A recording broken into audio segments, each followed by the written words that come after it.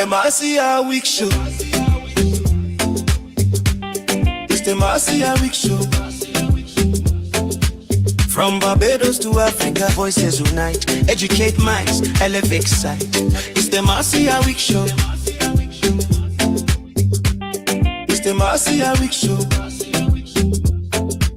From Barbados to Africa, voices unite. Educate minds, elevate sight. It's the Marcia Week Show.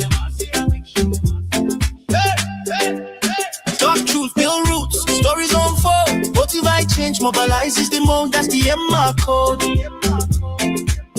Hey, we growing, we know it.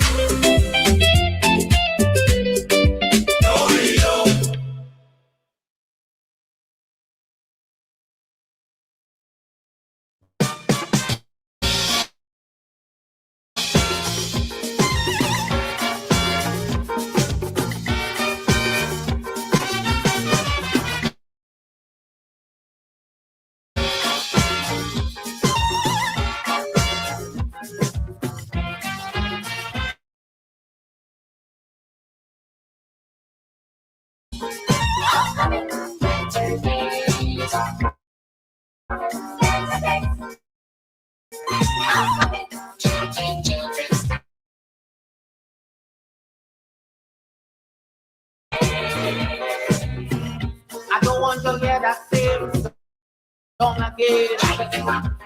If you sing the same, because it's a small the same thing I hear.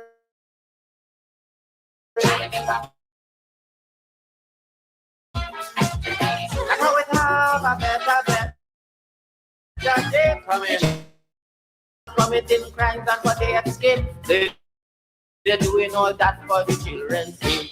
The lying and the because the dying and the dying and the dying and the dying.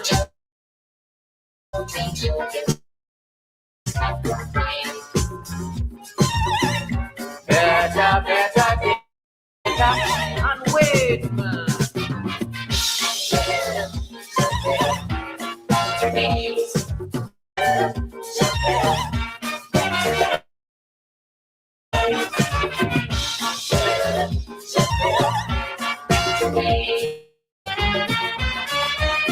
Bus workers on strike or workers down too. So your children school.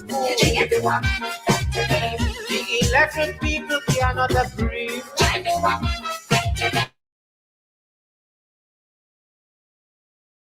So no like for your child to cram for GC. The power hungry look they carrying on and losing the little children has gone. The lion and the lion and the lion and the lion. Because I'm looking and I'm looking and I'm looking and I'm waiting. Better days are coming. Wait, man, come in.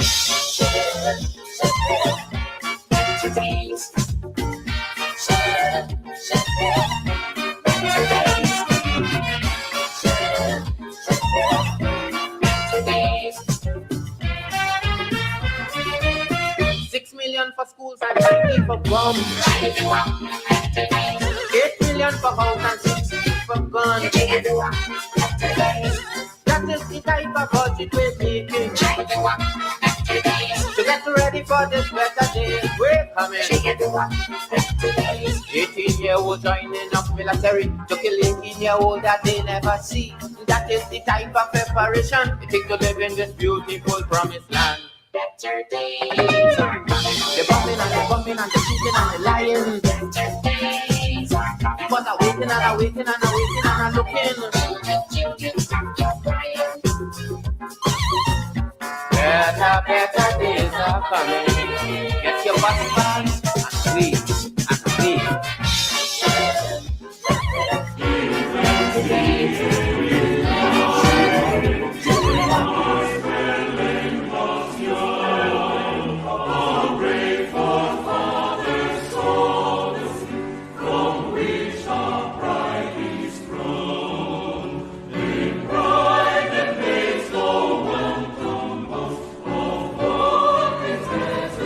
Ooh.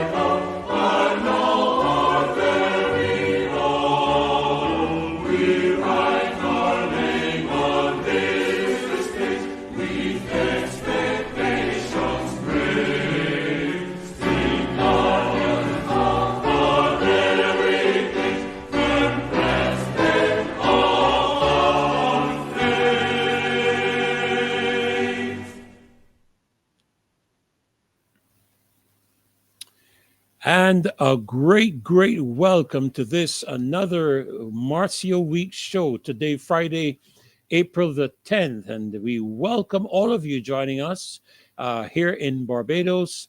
Those of you that may be joining us from other islands of the Caribbean or from other parts of the world, from the diaspora, from Canada, from Jersey, from Toronto, from Georgia. We want to welcome all of you that are joining us tonight, and a very special welcome to all the members of the loyal opposition. A pleasure to have you joining us again this evening for another exciting time together, another time of education, motivation. The aspect of, oh, goodness gracious me, I almost said something I shouldn't have said. Education, motivation, in oh, I gotta write this thing down. Somebody just put it there in the chat for me, Emma, and I have to check my memory to make sure I get this thing right. I know what some of you are going to say, right? But hush, don't let me hear a word from you. Okay, educate, motivate, um, and you'll put it out there for me, I'm sure. Thank you. The big girl, thank you so much for saving me. Educate, motivate, mobilize, and agitate. I'm gonna have to write that down. I've been depending on my memory. And listen, it's nothing to do with getting older. It has to do with all the information you're carrying in your brain. And I have to go through so much just to get to where I need to get to. Okay, so just let's leave it at that. No comments in the chat. Good, right. Okay. Well, listen, pleasure to have all of you joining us this evening. And as is my custom, when I host the show, I share together with you the National Pledge of Barbados. We've heard the national anthem, and we are certainly always proud of our national anthem. And we're going to get to a little bit more of that later, because our national anthem was played in Grenada. And you know what the outcome was in Grenada, what? From 40 something medals in swimming, and I can't remember how many, 17 or something like that in the athletics. And we're very, very proud of our athletes, but we'll be coming to that later on in the show. So share with me together tonight our national pledge. I pledge allegiance to my country, Barbados, and to my flag, to uphold and defend their honor, and by my living to do credit to my nation wherever I go. That's the commitment I have made to my country. And listen, because we are critical and analytical of our government doesn't mean we don't love our country. As a matter of fact, it is because we love our country that we are critical and analytical when it comes to the actions of our government. Our government now has a 30-seat complete majority in the House of Assembly. And as a result of that, it calls upon us, the people, the citizens of Barbados, to make sure that we keep their feet to the fire.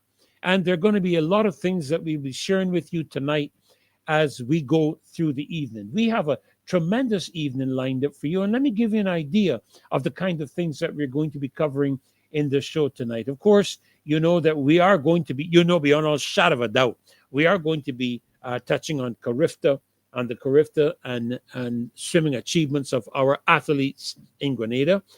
We are going to be looking at the crime crisis, a nation under pressure, during the evening as well. We just had another killing. Folk, what in the name of God is going on in this country?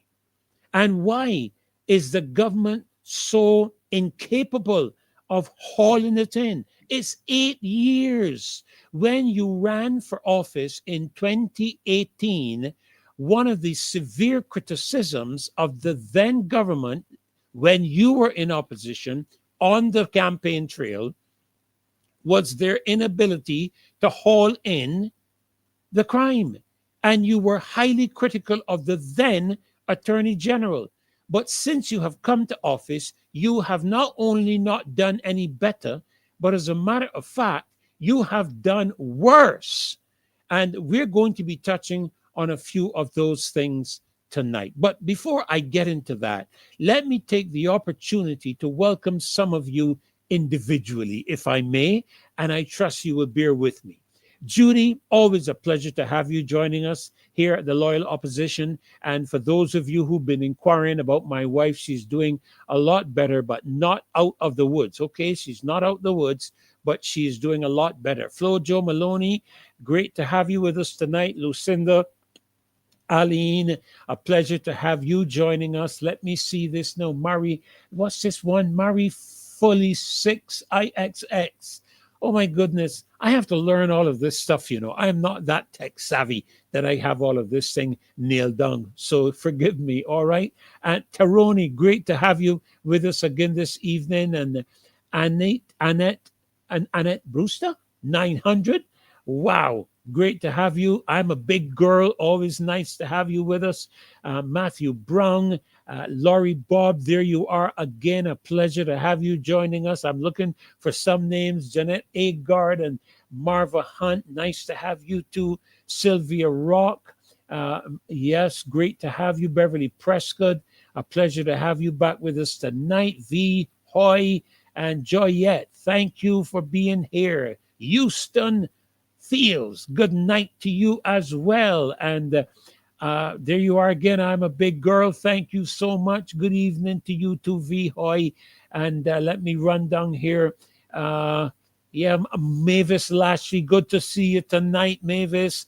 Nice to have you joining us. Shirley 4852, good to have you with us tonight as well. Oh my goodness, all of these wonderful people who are so faithful to be with us whenever the show is on. Good night, Angela. Angela B6922. Good night to you as well. And Carol, a member of the Loyal Opposition, good night to you, Joy and Faith. Real joy to have you with us tonight. And all of you that are joining us, a real pleasure to have you all in the house this evening. Now, we're going to be looking, as I said, at the number of areas tonight. We're going to be looking at crime. We're going to be touching on the whole aspect of taking a stand. And Barbados, we need to stay awake. We are looking around the world, and there's a lot happening around the world because it appears that people are asleep. And I don't want to believe that Barbadians are asleep. I don't want to believe that Barbadians are not aware of what is happening in their country, are not aware of the challenges that we're facing. And I tell you, there are some things that we really have to address in our country. Thank you, Taroni. I really appreciate your concern. And yes, things, they're not great, but they're improving. But we thank God for his faithfulness. We are confident that he who has begun a good work, particularly in the life of my wife, is going to be faithful to complete it. All right? So we are confident in that matter. Then we're going to look at, of course, as I said, we're going to be celebrating the excellence of our athletes in Grenada, and we're going to be sharing.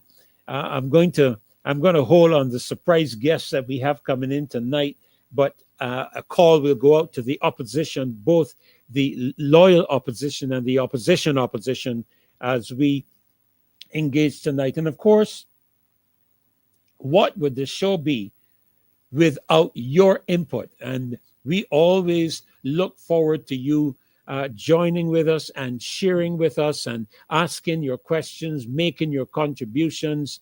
And we thank you for taking the time to be here tonight. Now, I must tell you that as I have prepared for this evening, and as I have received additional news concerning another death in Barbados, it's troubling to believe that I am living in what could have been considered to be one of the safest countries in the world. Now, there are people who claim that Barbados is still safe, and I guess to some degree, if you were to look at it, Barbados would still have some degree of safety in terms of what those who are visiting our country would have to be engaging with. But as a country, the data shows us some very troubling information. And let me give you some examples.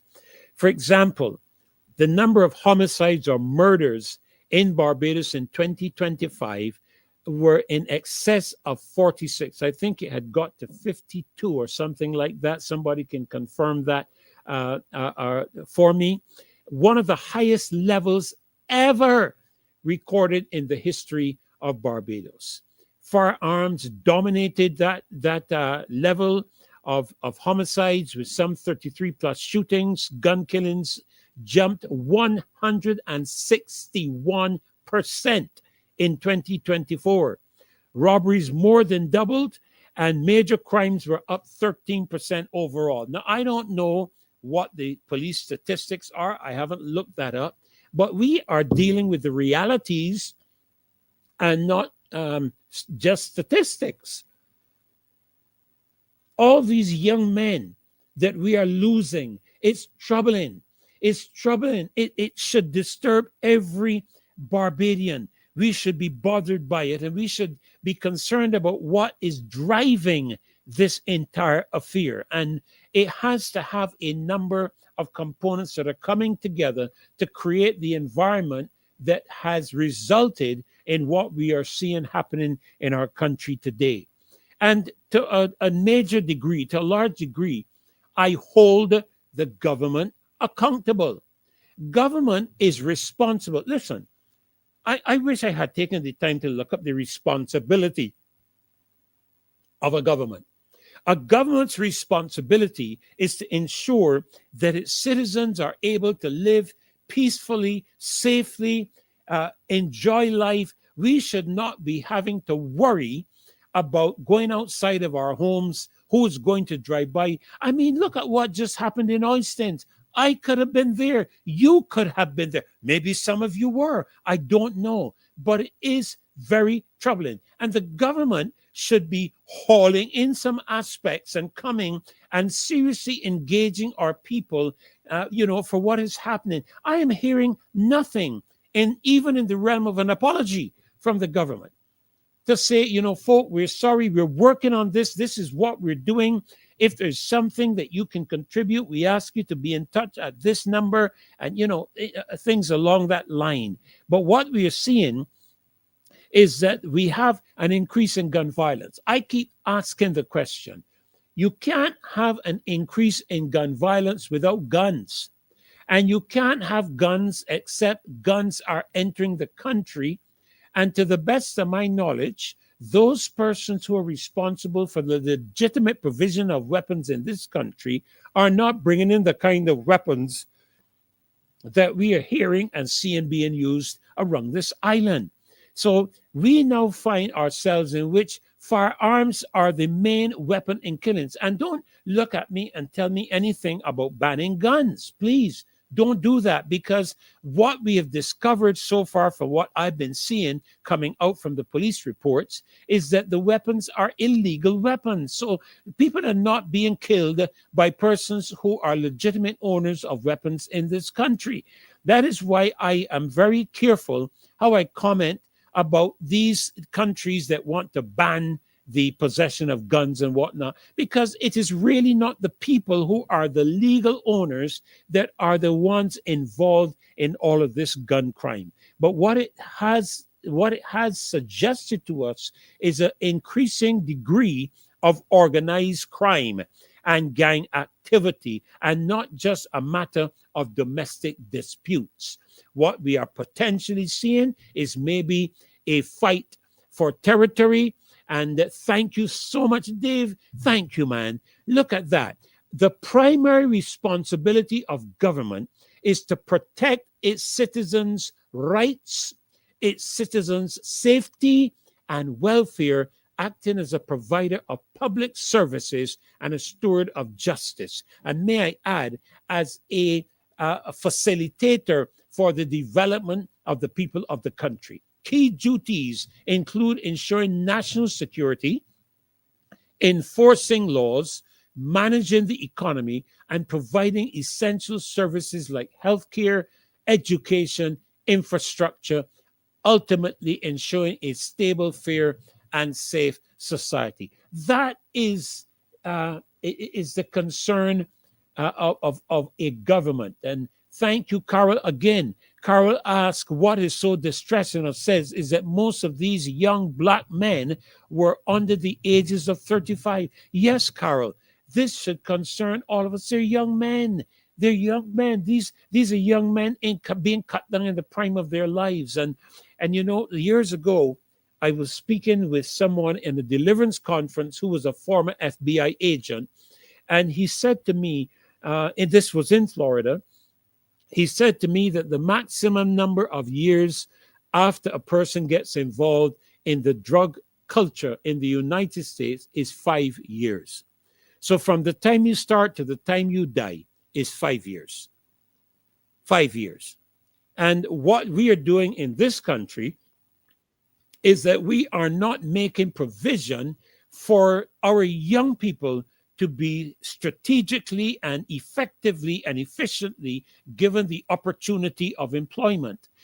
As I have said before, and I've said it here on the show, I've shared this with others as I have driven around the country, I see all these young men on the side of the street weeding grass and cutting grass, and able-bodied men that maybe some of us may think that's all they deserve to be doing because they don't come from certain levels of society in the country.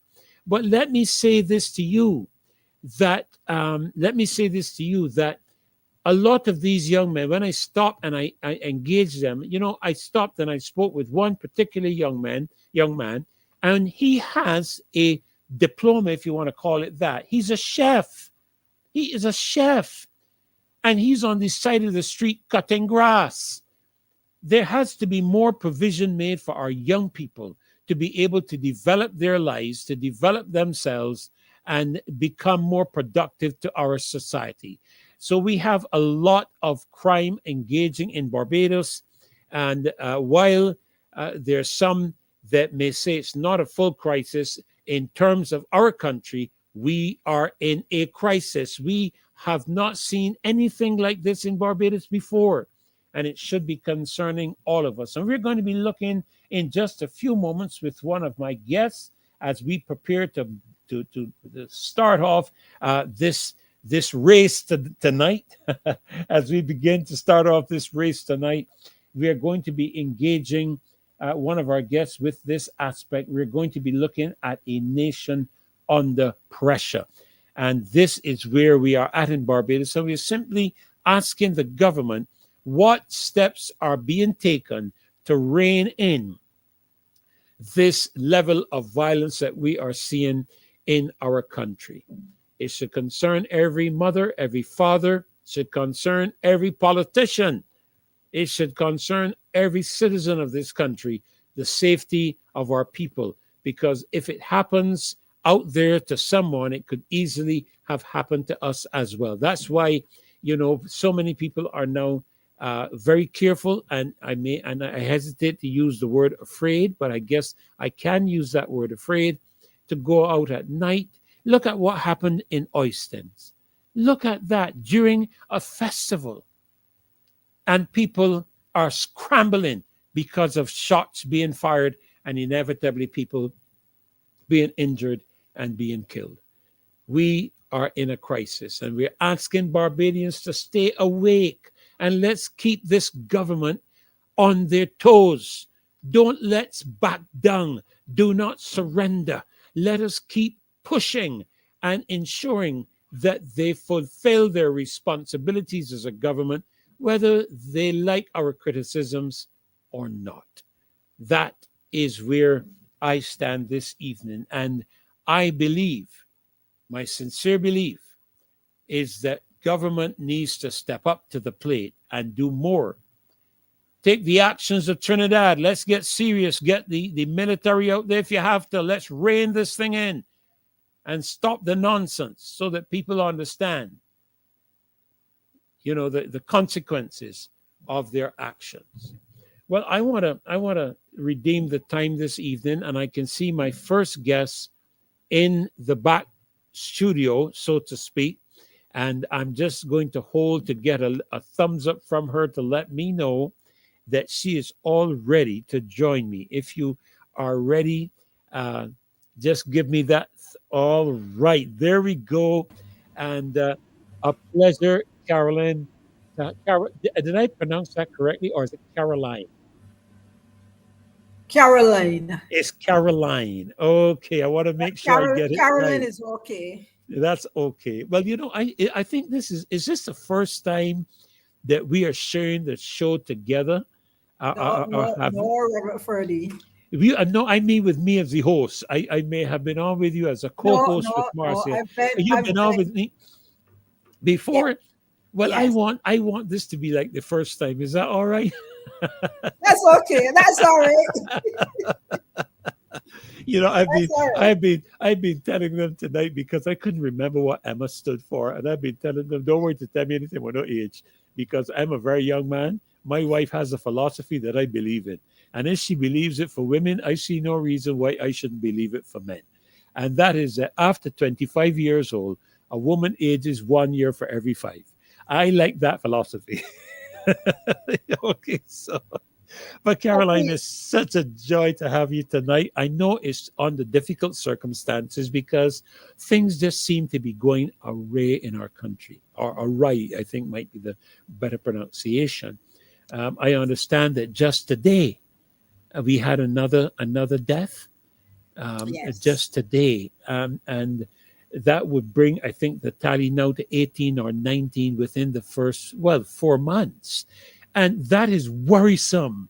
It is deeply concerning for all of us because it then spreads a blanket of fear across the how can you go driving at night, just for a drive? How can you go out now just to go to like Shafet and sit on the outside, and with your children, or something of that? Now it's become such a dangerous environment. But I know you have much to contribute tonight, so I'm going to step out of the way and just let you go and set you free. Good night, Reverend Ferdy. Good night, loyal opposition. Tonight I'm going to be talking about the impact of the rising violence on society, the key concerns, and the national implications. I am sure that all of us we're concerned of what is happening in our country. As a matter of fact, each time, every morning, I go on social media, pull up Facebook. It's like I hold my breath. Yes, yes. I hold my breath as I scroll. Reverend Ferdy, I hold my breath, Yes. and I'm like hoping and praying I don't see. Hmm. Hmm. And the days that Yes. I don't see, I give a sigh of relief. Yes. Yes. Yes. But then the days that I see, it's really disheartening. It's really Yeah. Hmm. disheartening. And you wonder what is happening. But I, try to encourage myself by saying maybe it could have been worse. Hmm. Um, Let us try and see what we can do now before it gets to its worst. Hmm. Hmm. And as I look at the impact of the violence on society, we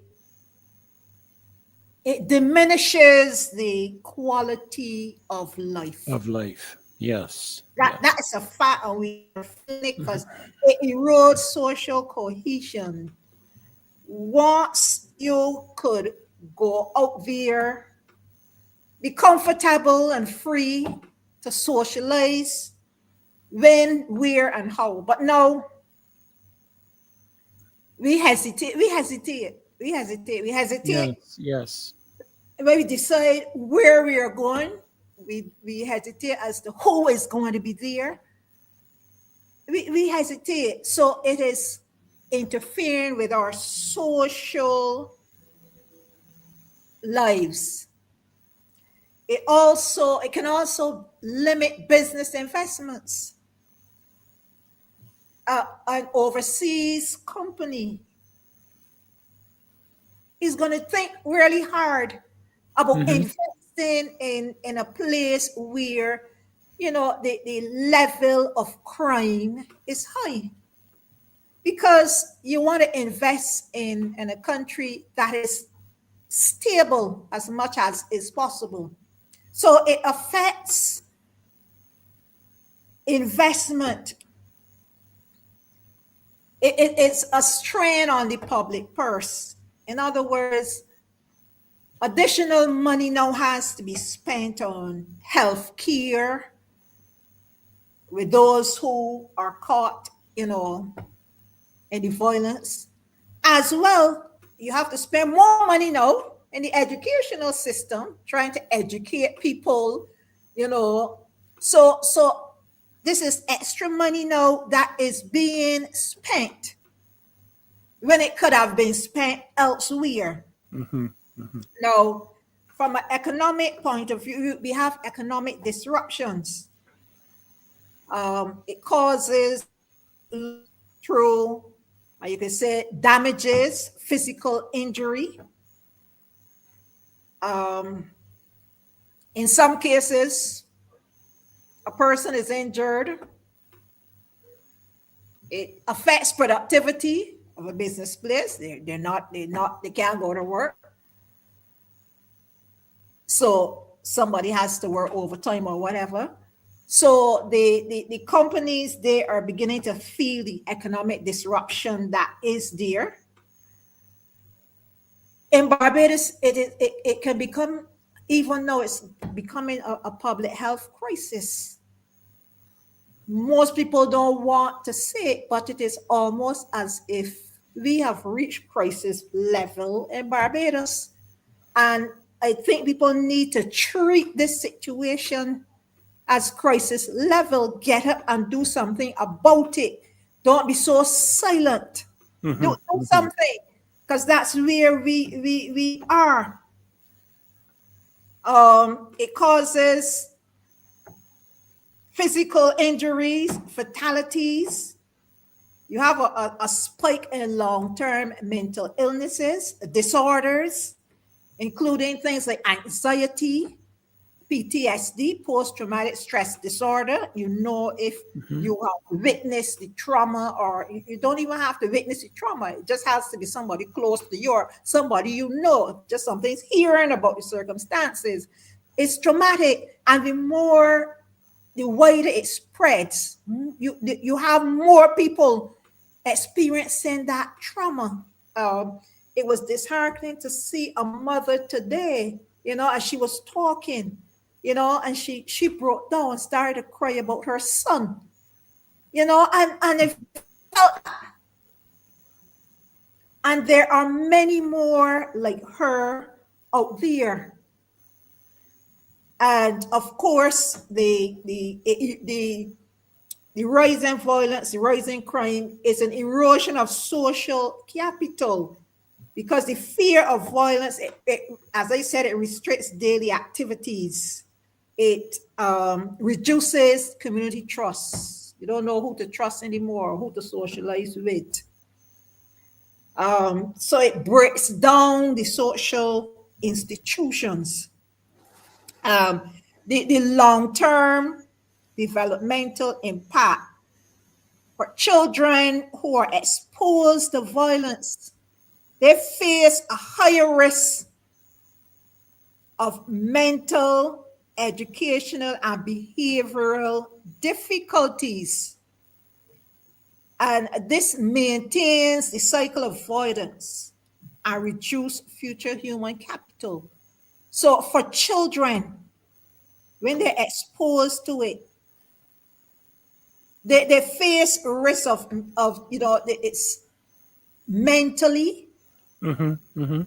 it interferes with the psyche, and they sometimes have the behavioral difficulties. A child I've seen, their father has been gunned down, or someone who's exposed to the violence. And when you see violence, or when you are around, it tends to be a cycle for the children. You know, it's also a strain on the infrastructure because you now have the need for more policing. It's a strain on the health. The social services is difficult to manage. You need more of everything. And on the whole, the consequences of violence causes a strain on the community resources. And we are seeing the effects. Sometimes you get the notice, please don't come to the QEH, you know, because of the situation, the emergency, the mass casualty, or whatever, mass Yes. shooting. Don't come. We are overwhelmed. So it's beginning to affect us.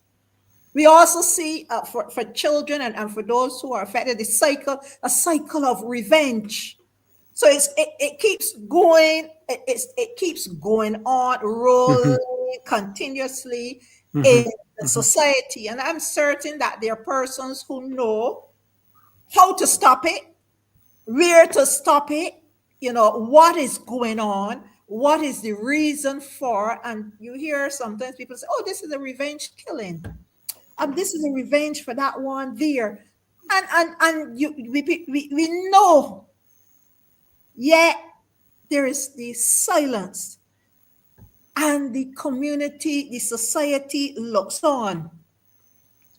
And then when I look at the key concerns and the national implications of this, of course, you have the surge in gun violence, and you would have, you know, given the statistics, I don't need to go over them, but the statistics are overwhelming, and we continue in 2026 to see a spike in the gun-related offenses.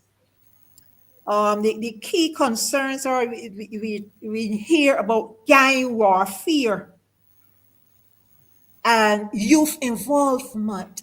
That is concerning, because when we look at those persons who are involved, the average age is like 21.6 or Mhm. so. Young people, our young men. And that is very, very concerning. You know, it is very concerning. And, you know, we hear about rivalry between gangs and, you know, and involvement of young people. They're contributing to this high level of violence. Then we have the of major concern is the brazen public attacks. You know, the latest example right there in Oystens. Yes. You Yes. take your children, Pastor Ferdy, you take your children to, you know, If a yes, the festival festival to enjoy yourself. to enjoy yourself. Yeah. Oh, right there. So you have now to be so weary of crowds and simple, ordinary things that you would go for enjoyment. You now have to wonder, should I go there? Should I take the children there? And you become like a prisoner in your own house if we're not careful. If nothing is done, we will become like that. So the those brazen attacks says, well, look, you're not as safe as you used to be when you go into public. And then you go into public and you're at a bus stop waiting, and somebody can come, especially if you're elderly and they think that you are helpless, and snatch your bike. Mhm. So you go in the ATM and you're looking around, and you know, the anxiety, you know, and all of these things. And I'm certain that people are going through this on a daily basis. and they're determined, they're trying to determine which ATM that you can go in, which is safer.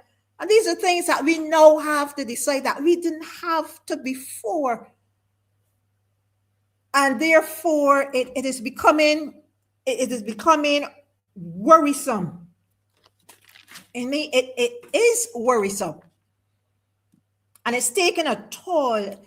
And then you have the rising fear factor. The public confidence in security is decreasing, with citizens feeling unsure in homes and during major national events.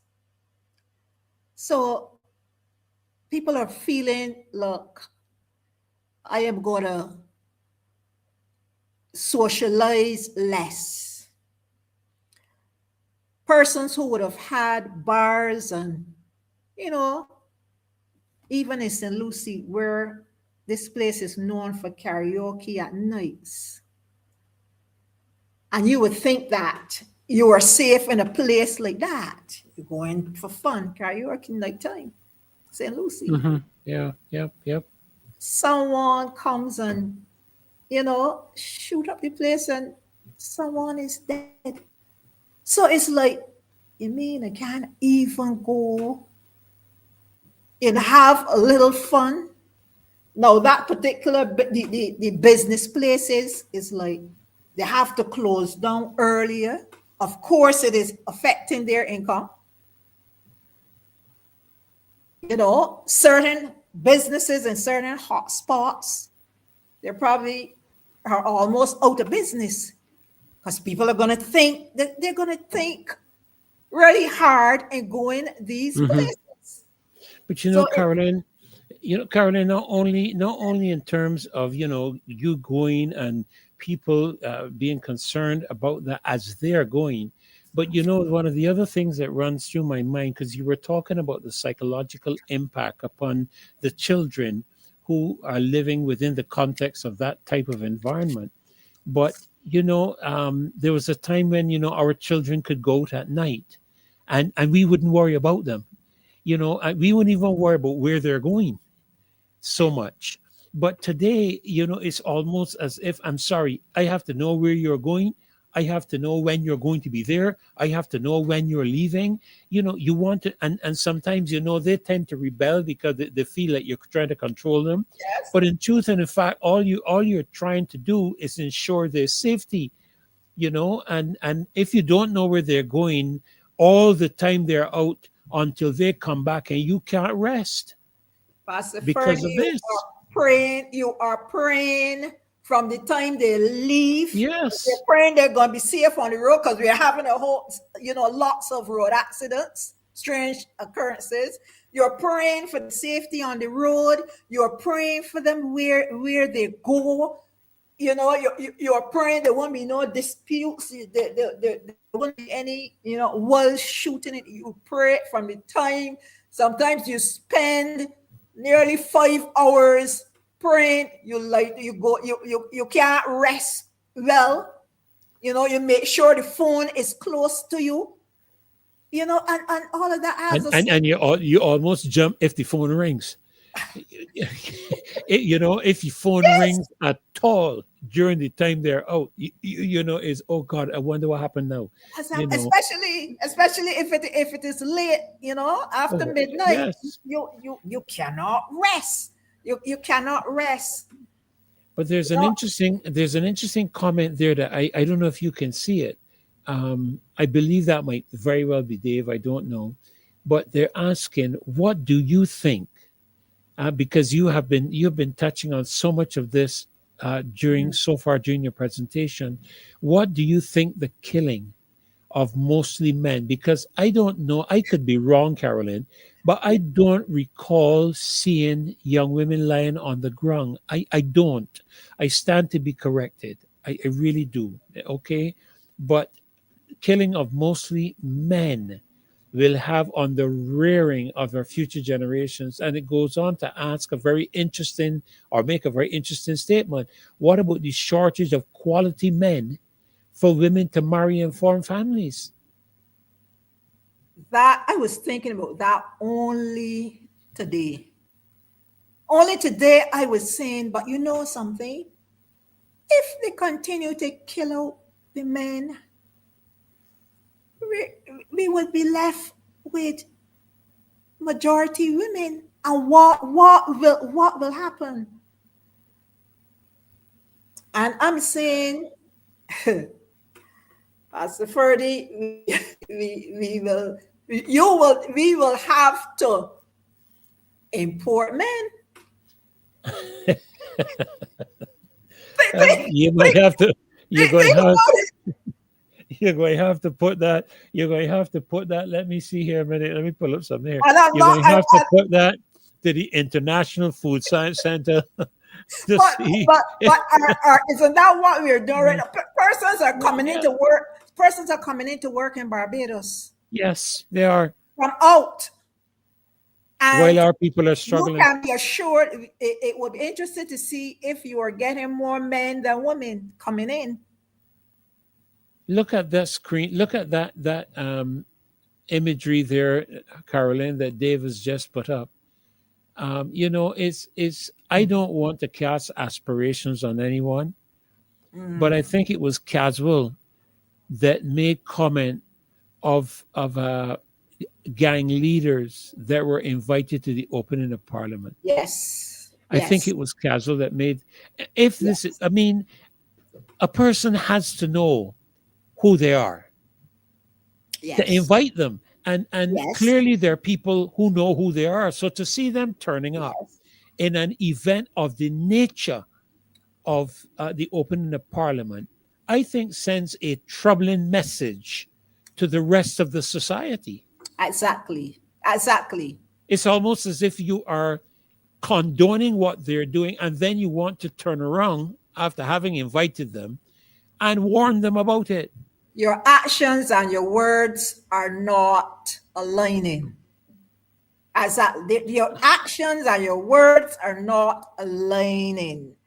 And people are talking about it. People are talking about it. Yes, they are. Especially the same youth. Mm-hmm. They are talking about it. And some of the things that they are saying is not pleasant. It's not pleasant. And sometimes you look at them and you just have to turn away.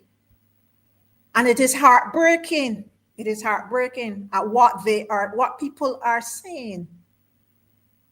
And there's some that would say to us, listen, if if y'all want to handle this, y'all could handle it. But y'all don't want to handle it. And that's very serious. It's a very serious thing. It's a very serious thing. When it is said these are your associates, and that's why you don't want to do anything about it. But is it reasonable? And Caroline, here on this show we ask questions. Yes. We have to be very careful how we make statements. Mm-hmm. So we ask questions. But is it reasonable for us to suspect that persons within governmental circles, and you can tell I'm choosing my words very carefully, that persons within certain levels of governmental circles are complicit in the matter? Because it's almost as if there is no passion to rein it in. Yes, when you look at the light sentences and the plane around, and Barbados is 166 square miles, and no one can convince me that we don't know who is importing the guns. No one can convince me that we don't know. I agree with you. Somebody has to know. Somebody has to. This is Barbados. Somebody has to 160 know. square miles. Every one of us, everybody knows everybody.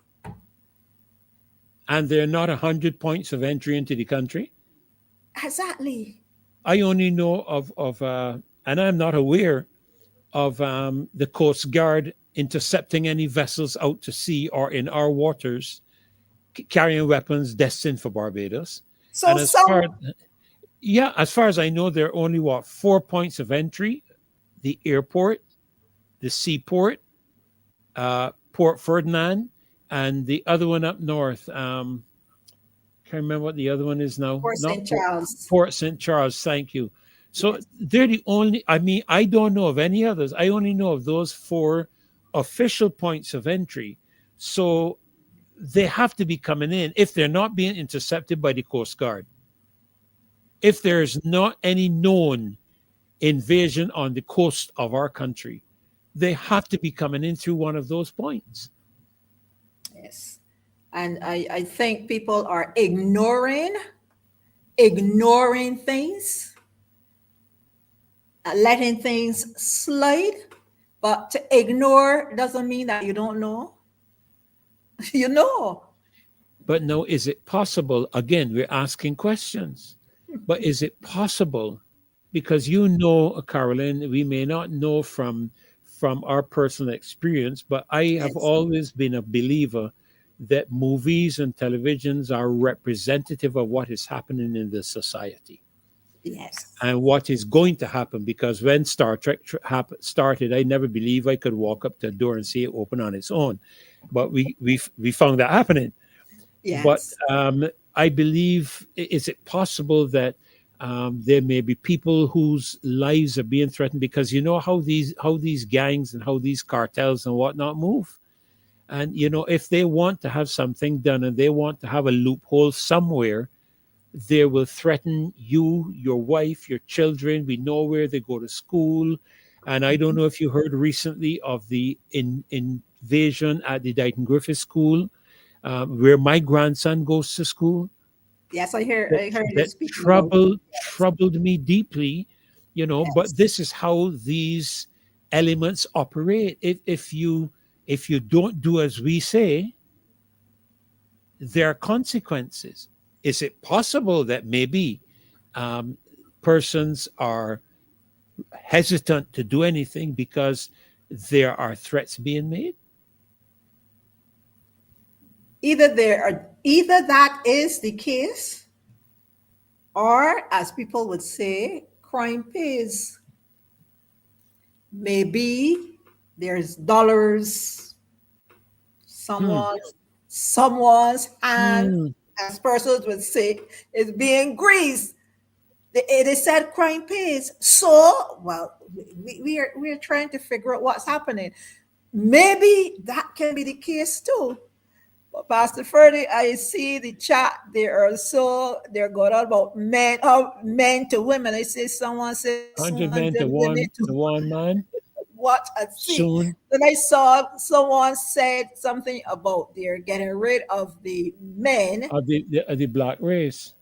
and then someone they're getting rid of the men, and because the women will be passive or something like that. I saw something. Oh, less resistance. Subliminal messages. Well, I would want to say here, I've seen those older women who raise 10 and 11 children at times without a man, and Hmm. they were not passive. Sometimes having to step into a man's shoe. Some women are more, I don't want to say cruel, but there's this extra.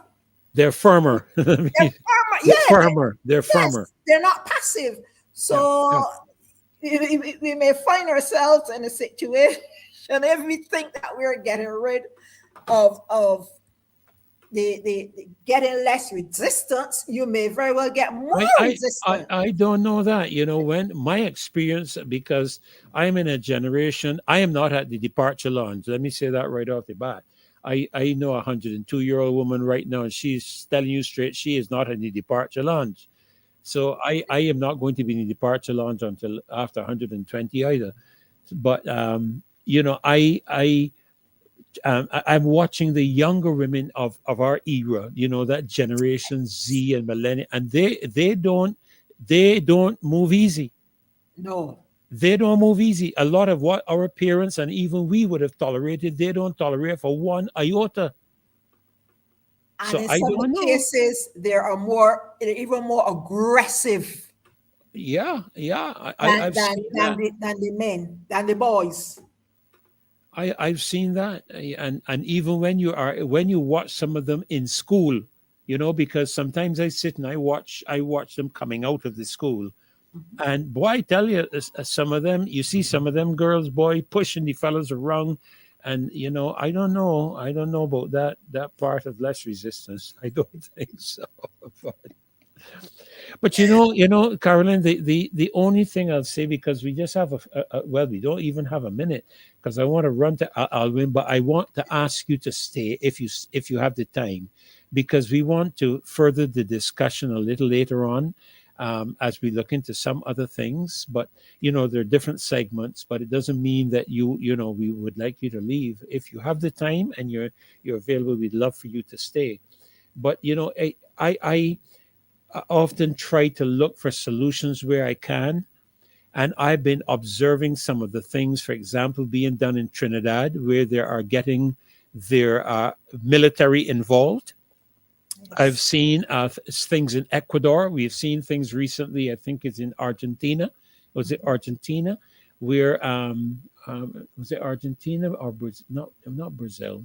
Or was it Brazil? One of those South American countries where they brought the military in to deal with the gangs, and there was I mean, it was like a war, because these gang fellas are very heavily armed, Carolyn. Some of these guys are almost as heavily armed as the fellas in the Up to military date. division. Yeah, Up to date.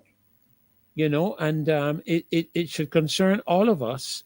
And I believe that we have to start looking at some very serious solutions. And I am not one, because of my faith and because I have seen where some young men who were involved in gangs and all these different kinds of things have come from when they have given their lives to the Lord. I've seen the Yes. transformation that has Mhm. happened.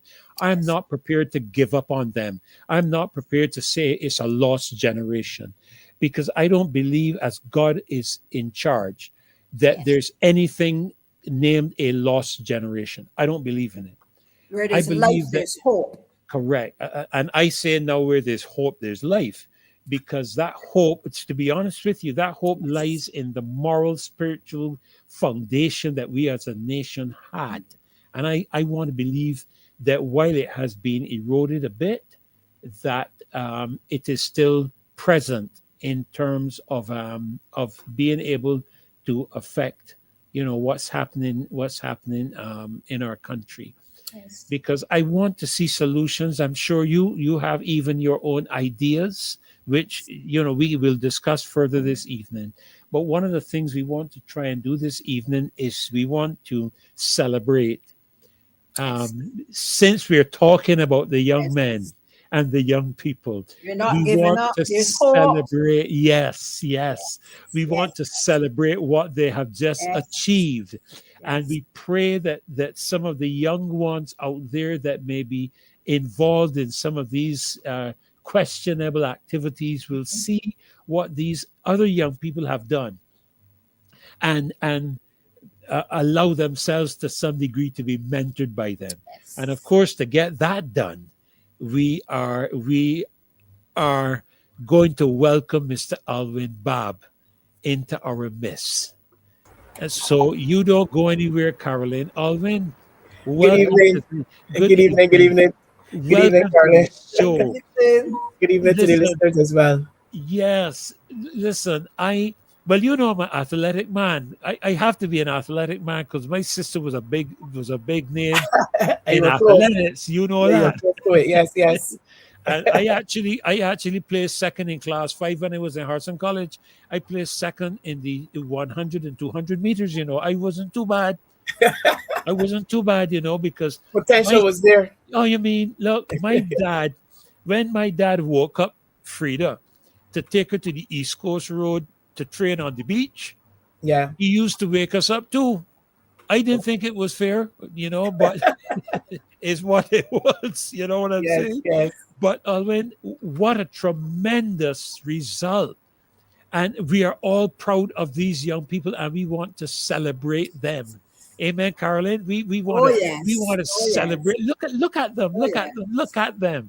So Alwyn, we're going to give way to you because you were on the ground there, if my mind served me correctly. I, Yes. I, I I understand. was I was You one were of the coaches there. Yes. you One were of the in coaches. the fray of things, in the heat of everything. I haven't seen that in a long time because, of course, our national stadium hasn't operated for quite a while. I Right. remember the days when we used to have the cycling there and the athletics there. You know Right. those days. And those So days. tell us something about that. These last several days that these young people have just risen from virtually an unknown environment. It is true. But I want to be before I get to Grenada. Uh-huh. I want to pay a special tribute to the coaches who were here. There was Oh, a wow. management team and a coaching team on the ground in Grenada. But the work that you saw and the results that you witnessed and enjoyed, especially the last day of the 4x4, is as a result of the hard work of our coaches who are within the clubs in Barbados. And I want to pay special tribute to them. And not only that, to the schools, various schools, because that relay team 4x4 had representatives from 4 different schools who came together Wow. and gave us not Wow. only a gold medal performance, but Wow. a record-breaking performance What? in the 4x4. I will tell you about it. Yes, We have yes, we the want to hear. 4x4 one, Nadal Seal from Comamere, Ada Moore, Harrison College, Jakai Brewster, the Lord School, and Shamari Greenwich Lewis, the Anchor Leg from St. George Secondary. Those are 4 different schools. So we were able to put those athletes together and produce a result that has excited the Barbadian public, even in the midst of our dealing with crime and concerns about our young people. And the coaches work very hard within the club, something with very little. We have we need access to equipment, hurdles, starting blocks, etc. And I'm pleased to hear that some type of money will be given to or allocated to the National Association. But I want people to understand that when a National Association gets money, that is for actual preparation when the team is selected.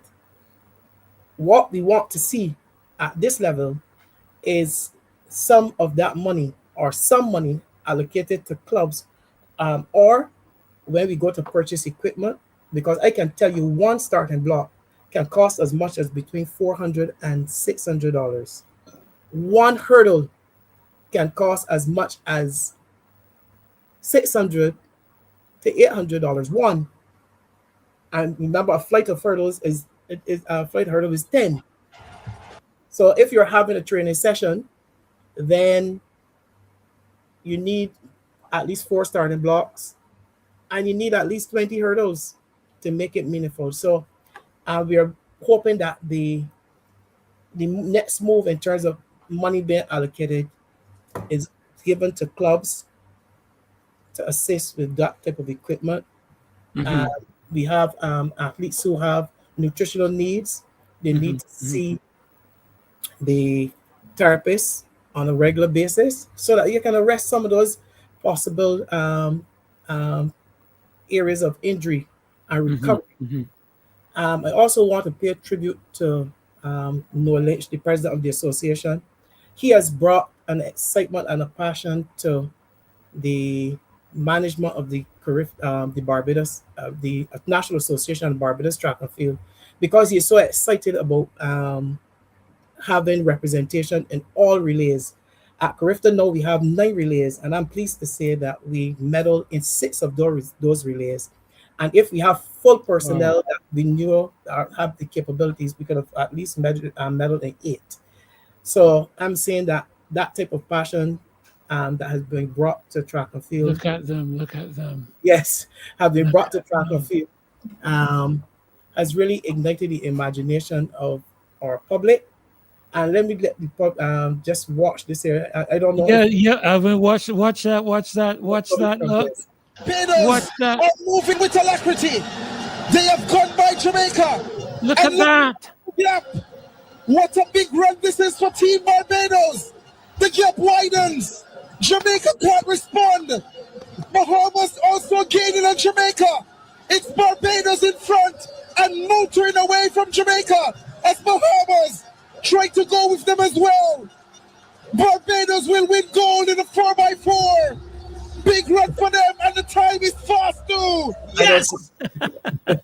I don't think our people are ever going to forget this performance. And it really captured the imagination of the entire Barbadian public. This is what we're looking for. This is what we can expect once the once the financial backing and the support is there for the structures that are already in place, and and the coaches can feel that they're supported, and the athletes feel that their efforts are appreciated, and we get that type of support. Yes, yes. But you know, Alvin, as you were talking about the investment, because that's how I think we need to look at it, the investment in our young people. And you were talking about the access to equipment. You're talking about the access to proper health facilities, that type of thing.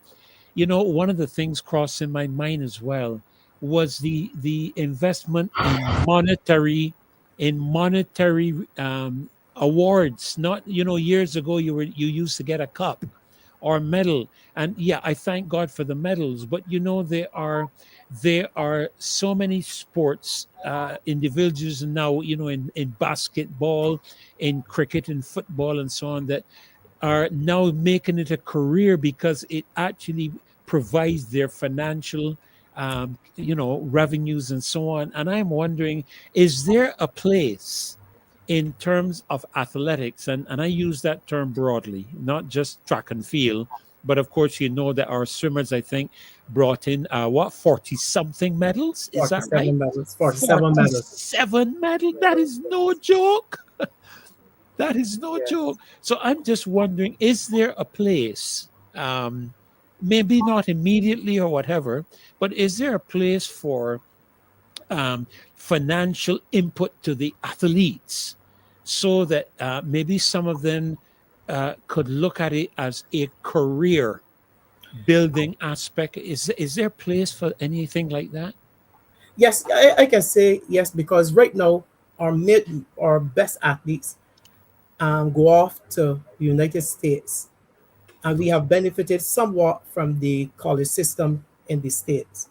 But I think the time has come where we need to look at what we are doing as a country because the returns at this present point in time has not been as much as we expected in terms of where we want to see our senior athletics. And if you look at the Olympics and those world championships, you don't see little children competing. You see big men and women who have various. This is the 800 girls who run Kia gold and silver, Wow. Wow. and you have mature men and women competing, and we cannot take our 18-year-olds and 17-year-olds unless they have exceptional ability and get those type of results and go at that level. So we have to start minding our own business.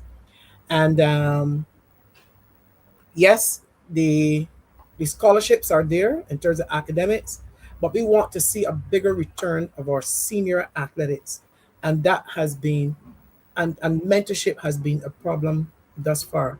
You see, Hmm. the older athletes are the 19-year-olds. There was a time when you had seniors, men and women events at the stadium, and we have what I've noticed when I've gone to now I've gone to several CARIFTA games is that I see, especially with Trinidad and Bahamas, that a lot of those their Olympians are with the CARIFTA team.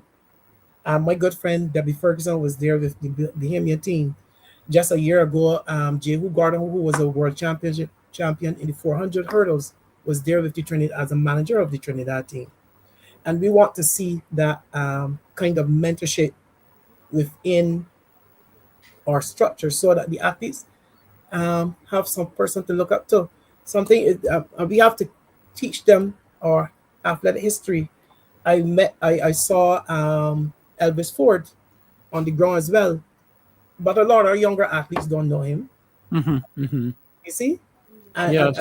so I am saying that there is place for a big mentorship program so that our younger athletes aspire to the greatness that some of our local athletes who are now based overseas, who have now chosen to migrate and to stay on.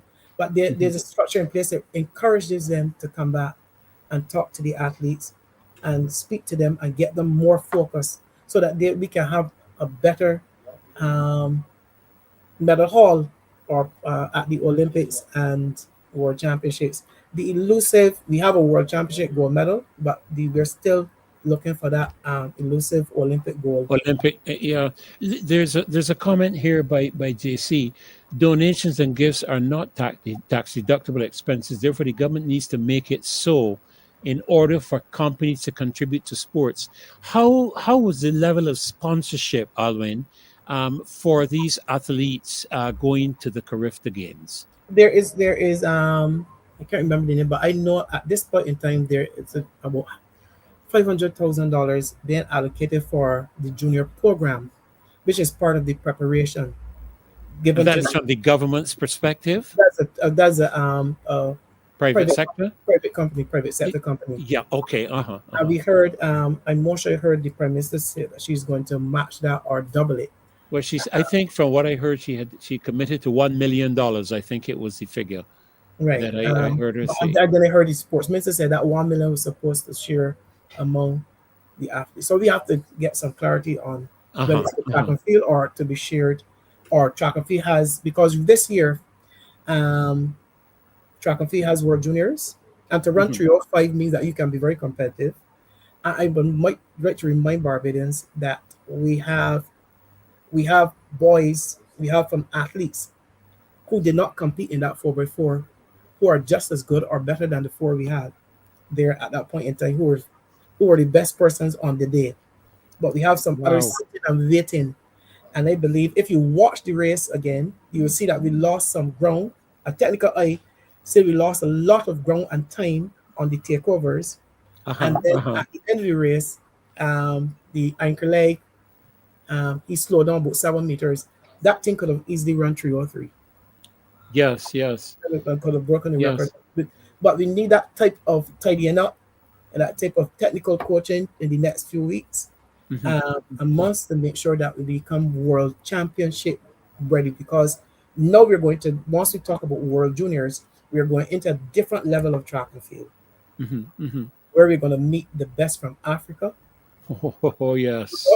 And we're going to certainly meet, our boys are running 46 seconds, but we're going to certainly meet athletes who are running 45 seconds. What do we do between now and then to make sure that we carry this kind of euphoria right into world championships and to score and to medal at that level in world juniors?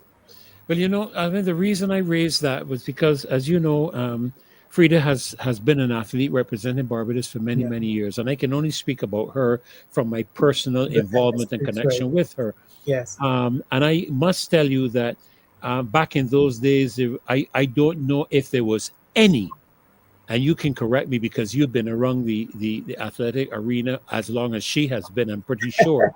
I remember her coach, Blackie.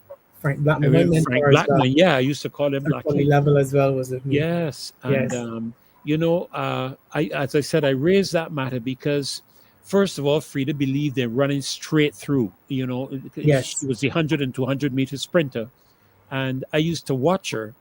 And to be honest with you, I realized that in her realm, it was technique, because when I saw Frida line up on the line with some of those people in the States, I asked seriously, I said, Frida can't be serious. Yeah. Because some of those people were 2 times the size of Frida.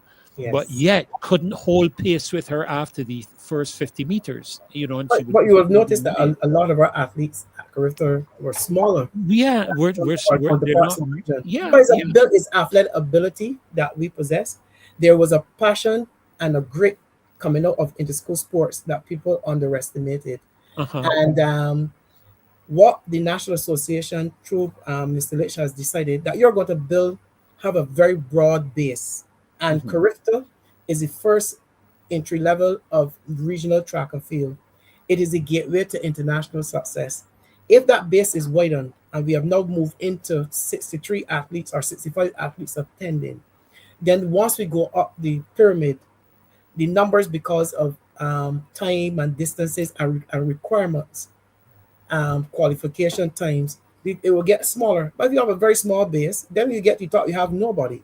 Hmm. So Hmm. you create the motivation at the bottom, Yes. then and then you start to build on that. So I'm saying that there were some athletes there who did not win medals, but they were there for the first time, and based on their performances, God willing, and sparing injury and remaining healthy, they will be back for a second time, and they will not be inexperienced. They will Yeah, not. Yes. and So they also contribute to inspiring some of the other ones, because yes, I don't recall Frida winning an Olympic medal. I don't recall. I think if she had, I would recall it. I know she won. I know she won a bronze medal in the Pan American Games, which right. I don't know where it is. I believe she must still have that, Hmm. and it was a pretty big medal then too. It was a big medal. But I what I felt was that, in spite of the fact that she never medaled in the Olympics, she could and must have been, to some degree, because you had people like Lorna Ford, and I don't know if you would The remember. inspiration Yeah, did the occur. Yes, inspirational aspect, yes, I think, is important. And the point I wanted to make a few minutes ago was the fact that, when I visited her in the US many years ago, when she was a part of, I think the team she was in was DC Striders. Um, and a lot of their prizes were things, Alwyn, her apartment. If I recall correctly, and she can always step in at any point in time. She can come on the program and correct me publicly if she needs to. But if my mind serves me correctly, her sofas, suites, tables in we don't her get apartment. we don't get that. No, we get the medal, and then what this is. I want the audience to understand that those were the days when you get those tangible things. But today, we find the senior athletes, once they reach a certain standard and on the world scene, you get the shoe contract. Right, You get right. this is what is happening. This is what Yes, is happening now. that's what But you want to aim for. yes, but what everybody will not be, every athlete will not be able to attract that. But what do we do? What do we as a country do when we have those type of athletes who all may not be able to um, qualify for a scholarship? What we do with them, but they're talented. What are we going to do? And what are we going to do with those senior athletes who needs the support? I know that the OA has a a program which lends support to those athletes who are emerging, who look like they're still training and can contribute and probably run at CSC the same World Championships. But there are a selective few. But then the clubs from which I'm a part of still have to be struggling to move those athletes into that system to get that support. And I'm Hmm. saying that Hmm. we need that kind of support at the developmental level. The investment is needed there so that we can produce more of these medals. And I want to also say to the coaches that although we are here basking in this CARIFTA glory, but we want to reclaim lost ground in the hurdles. We want to reclaim lost ground in the throws, especially discus. And I want to pay special tribute to Ramon Armstrong, Uh-huh. who told two of his athletes that he coaches, Jaden, Jaden, Jaden Walker and Kamal Armstrong both got goal. One in the on Kamal in the under 17 shot, and Jaden in the under 20 shot put. We have not done that for years. It was Mhm. always dominated by either Jamaica or one of the other countries. I want to pay tribute to him. And what is more commendable is that Jaden has now gone into the under 20 division for the first time.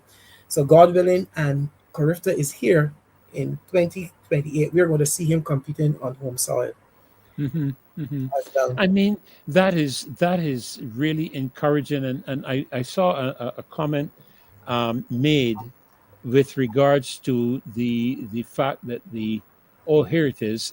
Someone commented about the fact that the results in the pool were outstanding, Mhm. despite the fact that the pool at the aquatic club was closed.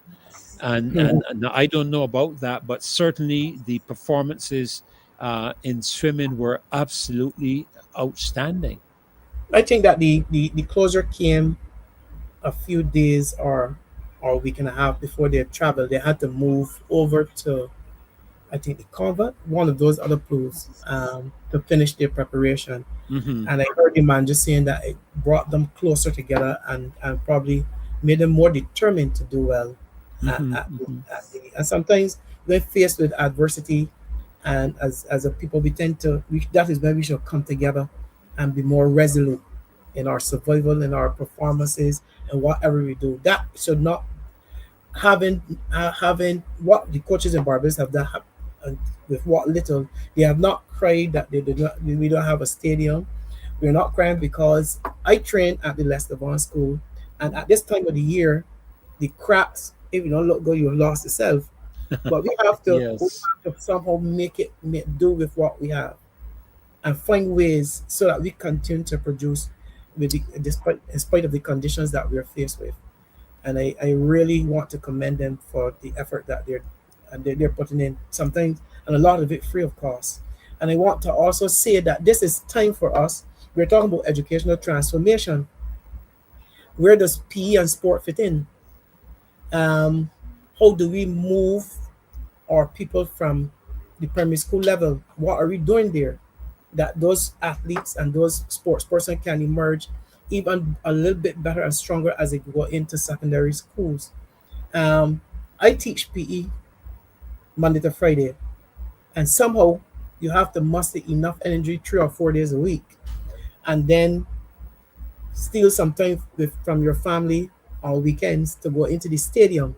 Hmm. That's the Hmm. type of sacrifices that coaches are making Yeah, yeah, yeah. to make Uh, sure uh, that results. can we hear what this young man is Yeah, saying? you can do that. I don't Yes. know if Dave could rewind it because I saw it running for a And little this is the bit. gold medalist, Luke McIntyre, in the 5,000 meters. 5,000 meters gold medalist. Dave, Yeah. can you rewind it and let's get the volume Beautiful. on that Proud that of we the can hear? result. There were some problems with my race strategy. I would say that my coach Leo Garns helped me to fix. Overall, I went out here to attack the race, and I waited until the pace started to slow down to inject it into the race again. And overall, it seemed like nobody was able to follow me today, which was, of course, the goal. And I'm very glad that was able to work out for me, and it resulted in a gold medal and a PB. Well, I mean, Alvin, listening to this young Well, man, part of my strategy. Yeah. yeah, listen to this So, young man, yeah. he's talking about a race strategy. How old is this guy? He is now, I'm not sure, but he's under 20. He has to be about 16, 17 years. 16, 17 years Yes. old. But I'm At saying to his you, stage, but, he's considering these, the strategy and all this kind of stuff. but you have to have a I level of Reverend Ferdy, intelligence. he was talking about Yeah, yeah, Race, attacking the yes. race. The yes. language, the track and field language. Is there. Yes, and so confident, and articulate. He's not struggling for a single word. Because he understands this event. And I'm saying that our people need to understand that the athletes there that we take on tour, some of them may not be the book scholars, but you put them in a race condition, and they're able Yes, to work out strategy right when they're running. yes, That is a level of intelligence that we should encourage. Is it yes, about responding to what is happening and making the right decision on the move. Split seconds, these second decisions can determine whether you win a medal or you run fourth. and fourth is the hardest position to come in any event. You know, so Wow. we have so athletes are very intelligent because you're asking them to think on their feet. No And pun intended. yes, yes, Yes. yeah, It was No, no. almost like if these athletes had a point to prove mhm, Yes. to Yes. Barbados. It's like Yes. we don't have a stadium. We don't have the majority of things that we should have, but we are going to show you that we are going to excel. We are going to show our resilience. We're going to show yes, our the people. determination.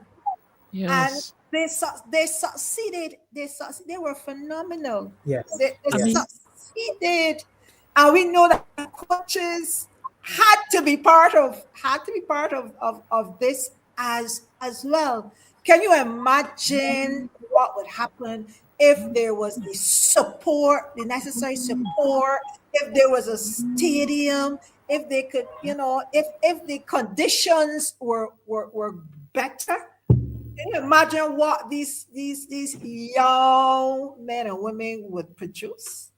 you know, Alwyn, I saw a couple of I'm waiting. comments to see if you could comment on any development where the new national stadium is concerned. I'd seen one or two people asking about, its the status. I don't know if you are in the know with regards to where it they're is. at, where that is It is concerned. supposed. It is scheduled to be finished in time for CARIFTA 2028, but I am hoping that it is finished in time for us to have inter-school sports 2028, so that our athletes are not going into the stadium to compete at the same time that the others from overseas. At least we should have Uh-huh, some kind of uh-huh. competition, some kind of dress rehearsal. Yeah, some advantage because it's in our Yes, country. in our country, yes. And I'm Yeah. hoping that it is finished in time that we can have our NAPSAT and our BSAT competitions within the stadium. So that's the status at this point in time.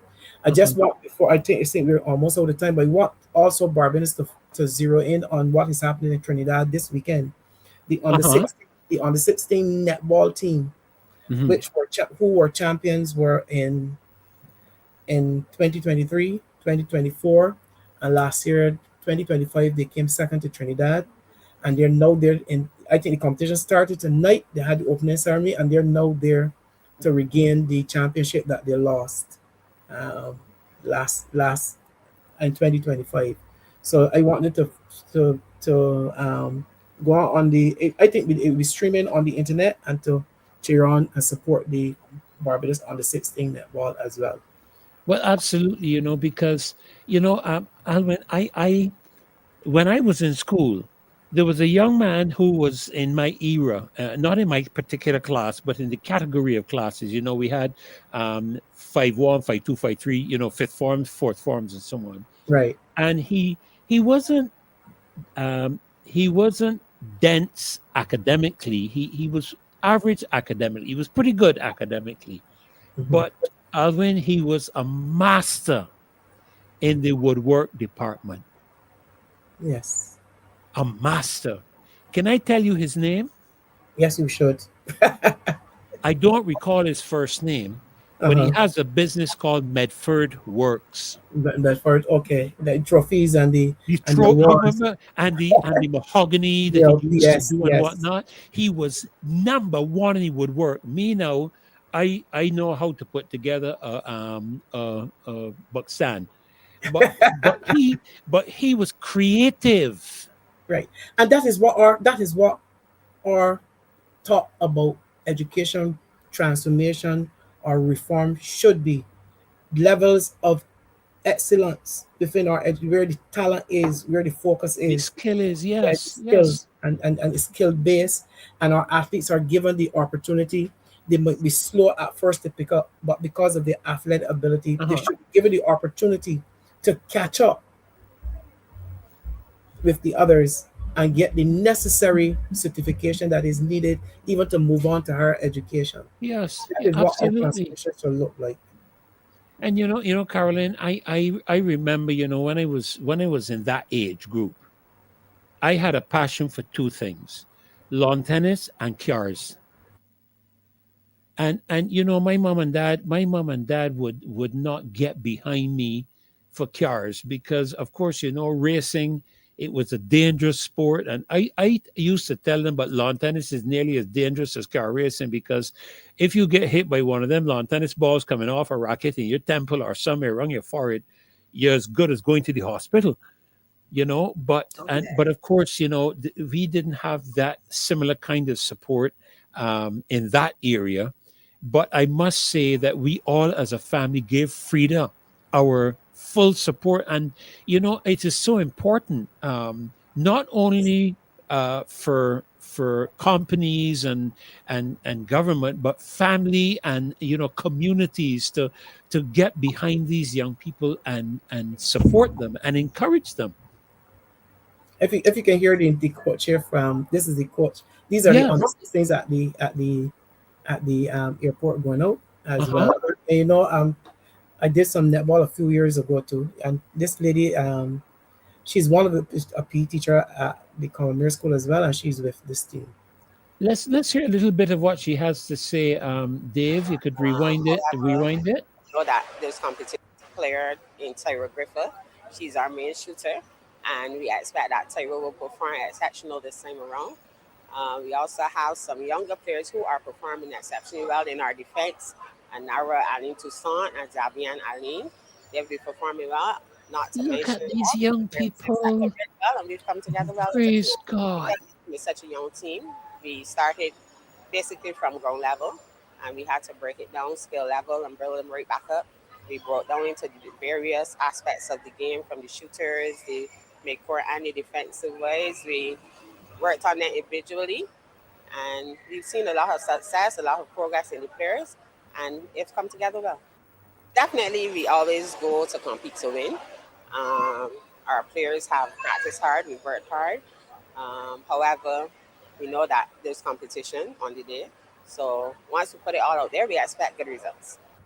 Right, very good. And yes, and I remember back in those days, Carolyn, Frida didn't have running shoes. At the beginning, Frida didn't have running shoes.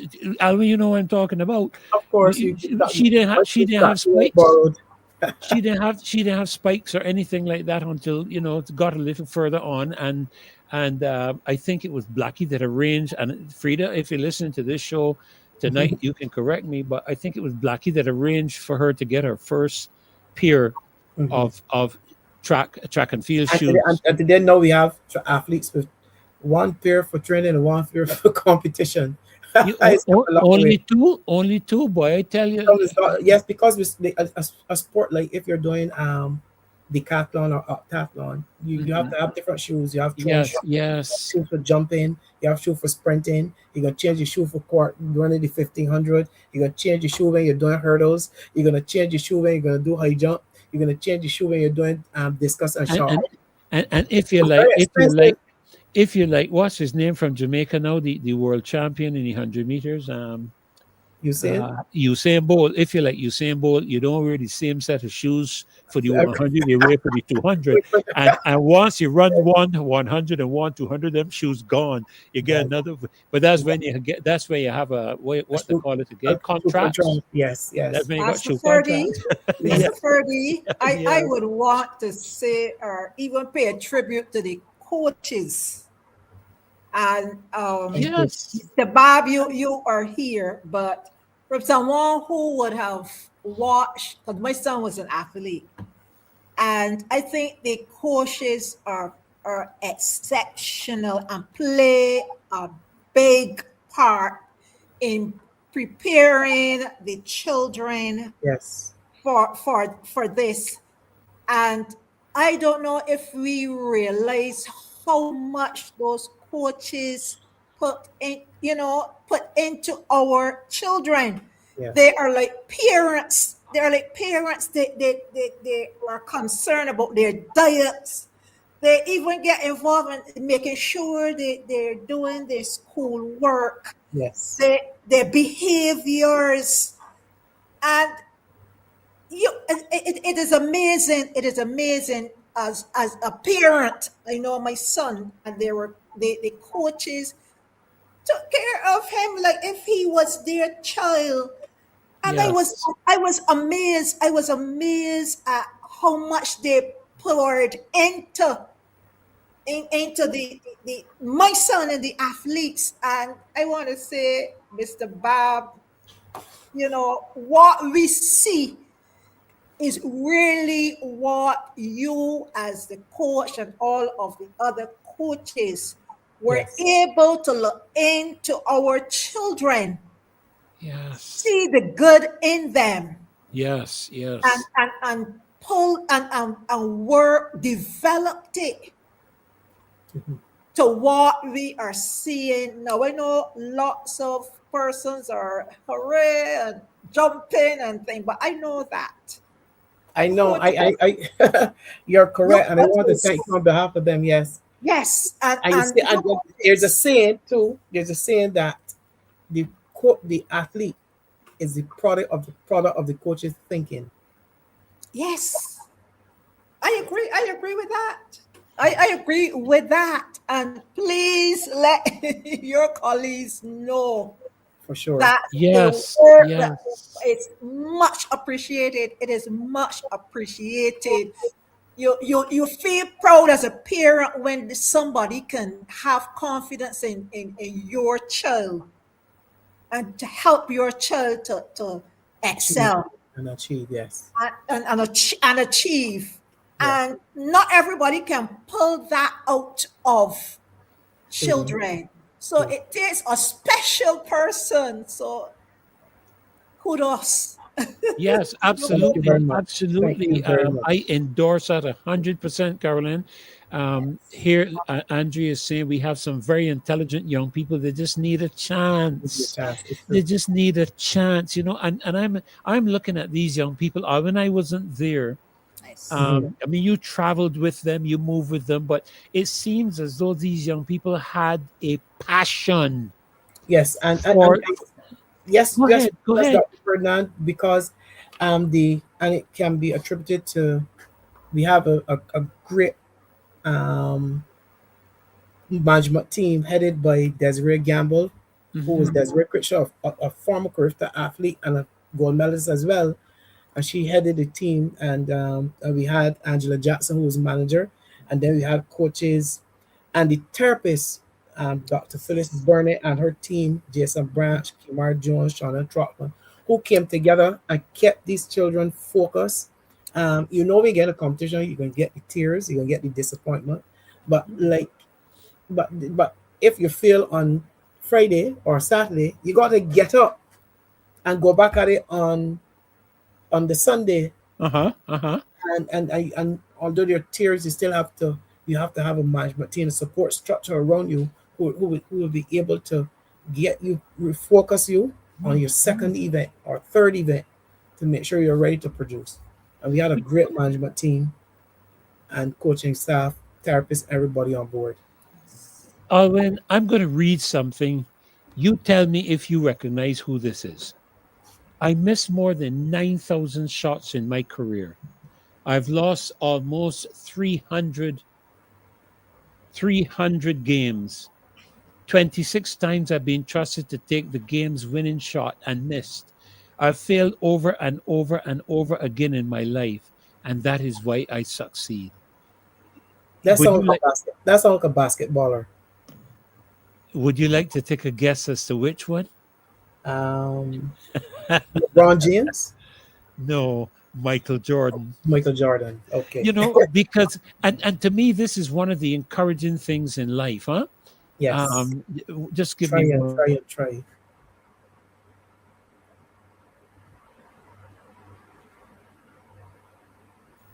Sorry, just Mhm. dealing with something else here. Yeah, they have to understand that to lose a race or not finish first is not the end of the world.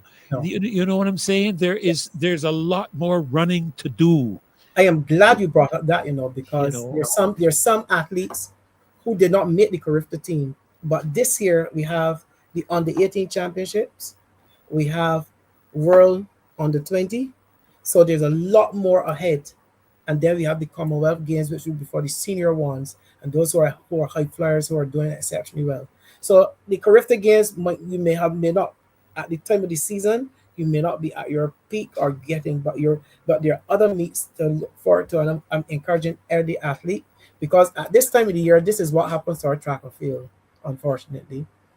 Sometime next week, I think the 16th of April, CXC starts, and we have a fall off in participation at the level that we expect post CARIFTA and post pre-CARIFTA and pre-BSAT. So we are hoping that this type of motivation, this type of performance will keep them motivated enough to aim to qualify and to represent Barbados at those competitions later in the year. Yes, yes. There's a need, even to keep them together, if you know what I mean. Not to let them fall away, but to keep at it, to keep working at it. You may not make it this year, but you never know. In another year, 2 years, 3 years. That's it. Because who remember young Jelino, the 13-year-old boy last year? Nobody. You didn't see him. But I keep saying to people, a year in track and field is a long time. And you see that growth spurt that happens in the summer, bring about changes in athletes. That young man who was 13 years old, who he fought started, unfortunately, but we understand he has 2 more years in the under 17 division. But last year we didn't know young Jelino Hamlet, but here comes 2026. And he's emerging as a upcoming superstar in track. Wow. So I'm saying, as you're saying, keep going. This year, next year will be different. Could be different for you. I'm waiting for my next guest to come in, so I'm going to extend the session a little bit, if that's okay with you, ALWYN. No problem. I know Dave has. Okay, yes, I will ask her. He's telling me to ask Frida if she has any old videos. They had videos back in those days. I don't know. I think they should. Black and white. Yeah, maybe black and white. I remember her events with Lorna Ford and Anne St. John at Queen's College. Anne St. John and Jennifer Cox, I think, was the other one. But I remember the rivalry with Lorna Ford and Frida Nichols. Lorna Ford and Frida Nichols at the National Stadium every year. And I think we used to have, didn't we have a mix at one time with the athletics and the cycling? And that was the technical games, Yes. You had a big technical games. Yes. Cycling and track and field. And track and field together. Yes. And those are big games. Yes, and they were very inspirational. Yeah, Caroline. Mr. Bob, what about the relay fears? There used to be the relay fear. When COVID came, that put an end to it. But I see that UE has now for the second year tried to rekindle some interest in the relays. Relay championship. The relay fair is now this one UE has most local, but previously the last relay fair attracted teams from around the Caribbean. Right. And I'm hoping that it's placed strategically to a strategic point in our calendar where those countries can want to come again and participate.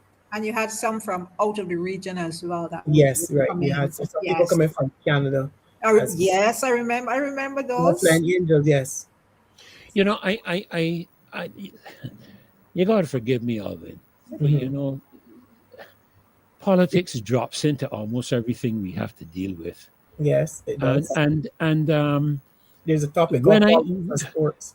Yeah, when I look at Jamaica, I mean, they're not perfect, but when I look at what Jamaica puts behind their athletes, I am not the expert at this. You probably could teach me a whole lot of what they do, but I do understand because I've engaged a lot of Jamaicans in Grand Cayman in my travels. As you know, after Hurricane Ivan, if it wasn't for Jamaicans, Grand Cayman would never have been rebuilt. Jamaicans went there and were involved in major construction work and so on. So I got to meet quite a few of them. But I got to understand that there is a lot of investment by the government into their athletic program. How Yeah. how I mean, you know more about this than I would.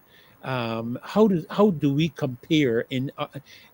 I don't know if I think we have, and I've seen it for too long.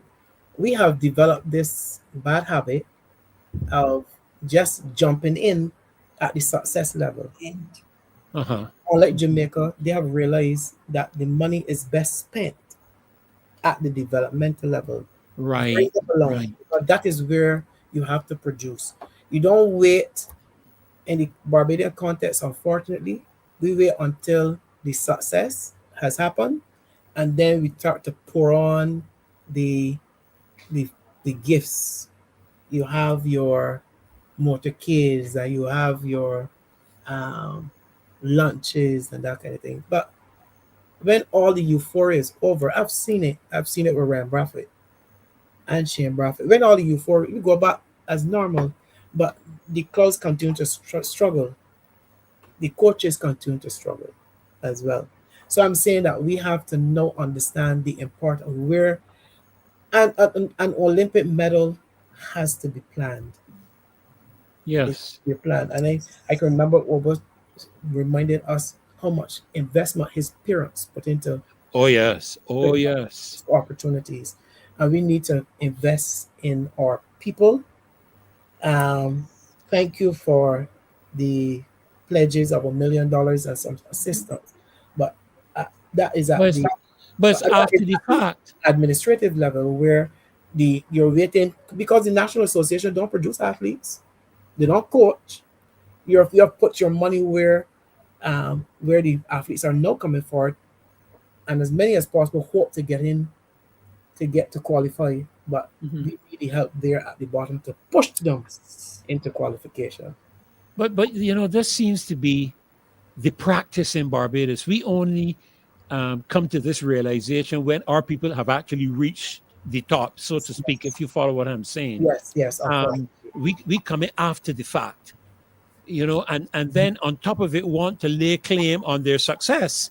Uh, All of a sudden, they are Barbadians. We are proud of, not that we are not, don't get me wrong. yes, We are very proud of these young people, but politically, I get disgusted when, after they've done all of their work, their coaches have labored, their parents have invested, some of them have taken loans, some of them have taken out mortgages against their homes for their children yeah, and all of that. Then after the fact, the government comes in and almost wants to lay a claim on their success, and somebody needs to rebuke them, and they need to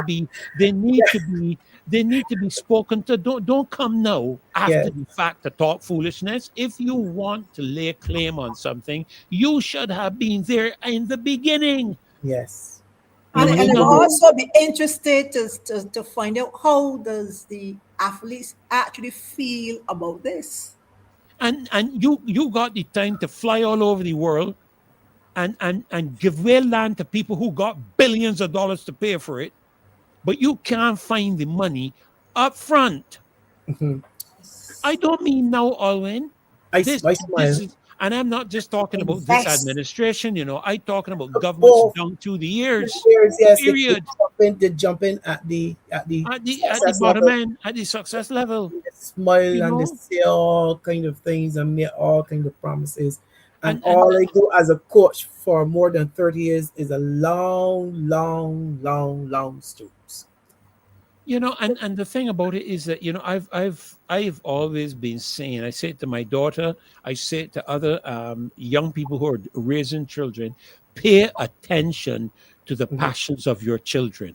It Yes. may not be athletics, it may be something else. I have a grandson that is a this guy sits down, Alwyn, Mhm. with, what you call these things again, Legos. Mhm. No plan, no diagrams, nothing, and he builds things, builds Imagery is what it is. dinosaurs, he Yeah. builds vehicles, he builds houses, all kinds of things, and he had no plan. Mhm. So I'm telling his mom, pay attention. There's obviously some design aspect or And passion he has, yes, the engineering, I don't coming know. serious, yes. You know what I'm saying? It's support And them in that right direction. yes, and I And think that because we have a lot of young people who go into classrooms and I teach and they're lost, they become frustrated because they feel that what is happening in the class is not helping them. So Mhm. they walk around. They go to the bathroom. They go to the bathroom and don't come back. Because they feel lost.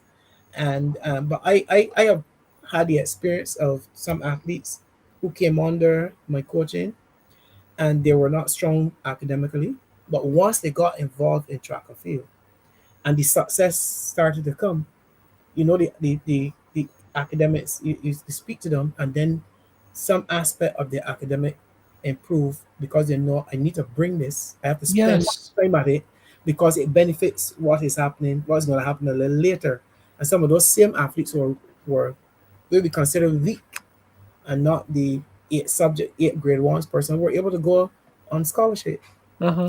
because they Well, saw how it benefited and what they were planning for later in life.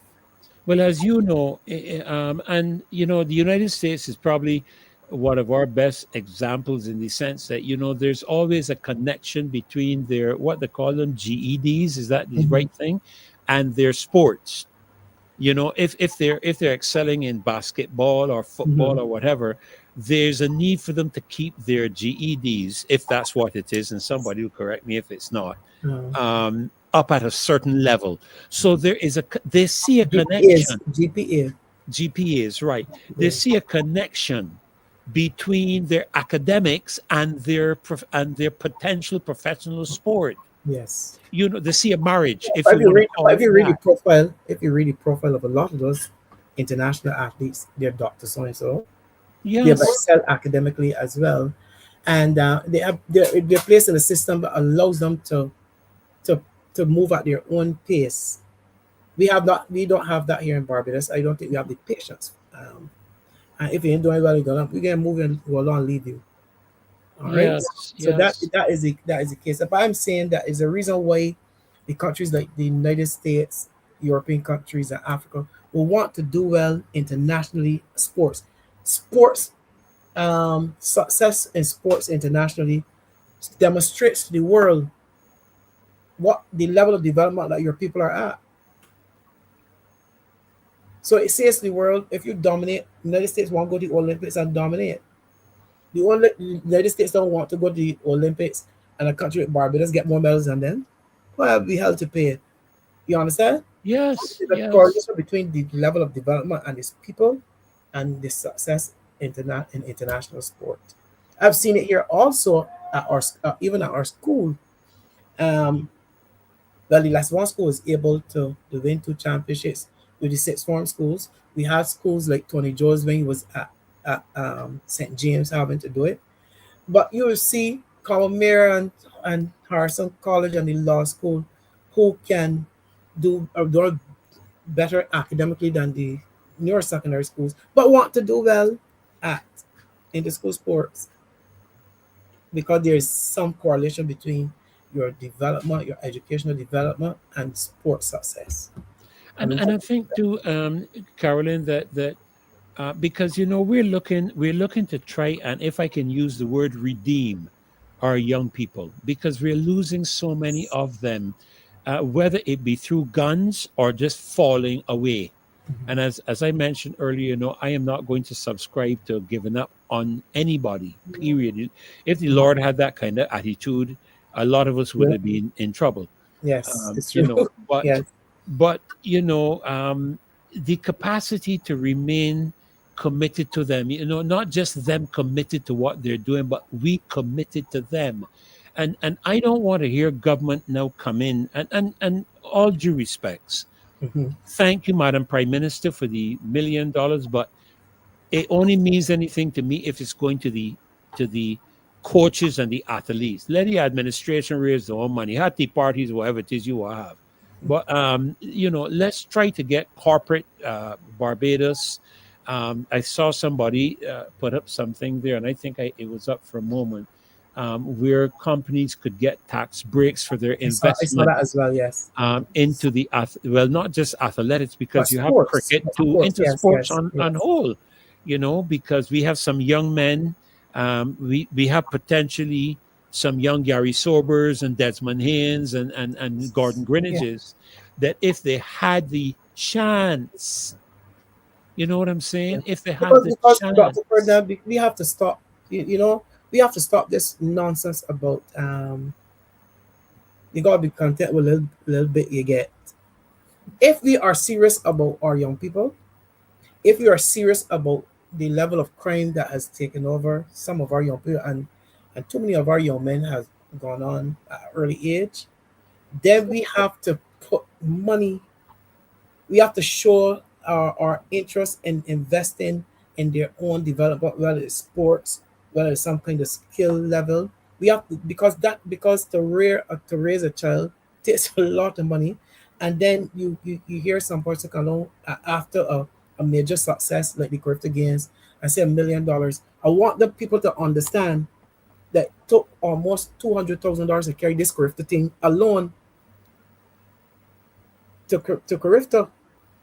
Now, if you go to mix up higher up, up the Oh, ladder, oh world, Lord, two and you hundred thousand is a drop in the bucket. can't get the money player. How much is the $1 million now? And then you said we shared about between other sports for development as well. So I am saying, don't come and say a million and make us believe that it is not enough. Not that I'm being ungrateful, but I'm saying don't come and make me believe, oh, you ain't getting none, but God be grateful a little bit. No, that ain't making sense. No, but you know, Alwyn, what you're saying, you see the, I don't know. I'm glad to hear Noel is still there and actively Yes. involved. That's very good to hear. But you know, it would appear, because I keep saying that we have an administration that's a knee jerk administration. Like they go sleep and get up the next morning with a bright idea, or what they think is a bright idea. No plan, no research, no nothing. You know, don't get up and talk to me about giving this to the athletic association or whatever. What is your plan? When, you know, to me, um, I am tired of administrations that make plans for the citizens of the country without discussions with them. You know, Yes. you're talking about a child protection bill, and nobody you sit down yet to talk with a parent. Mhm.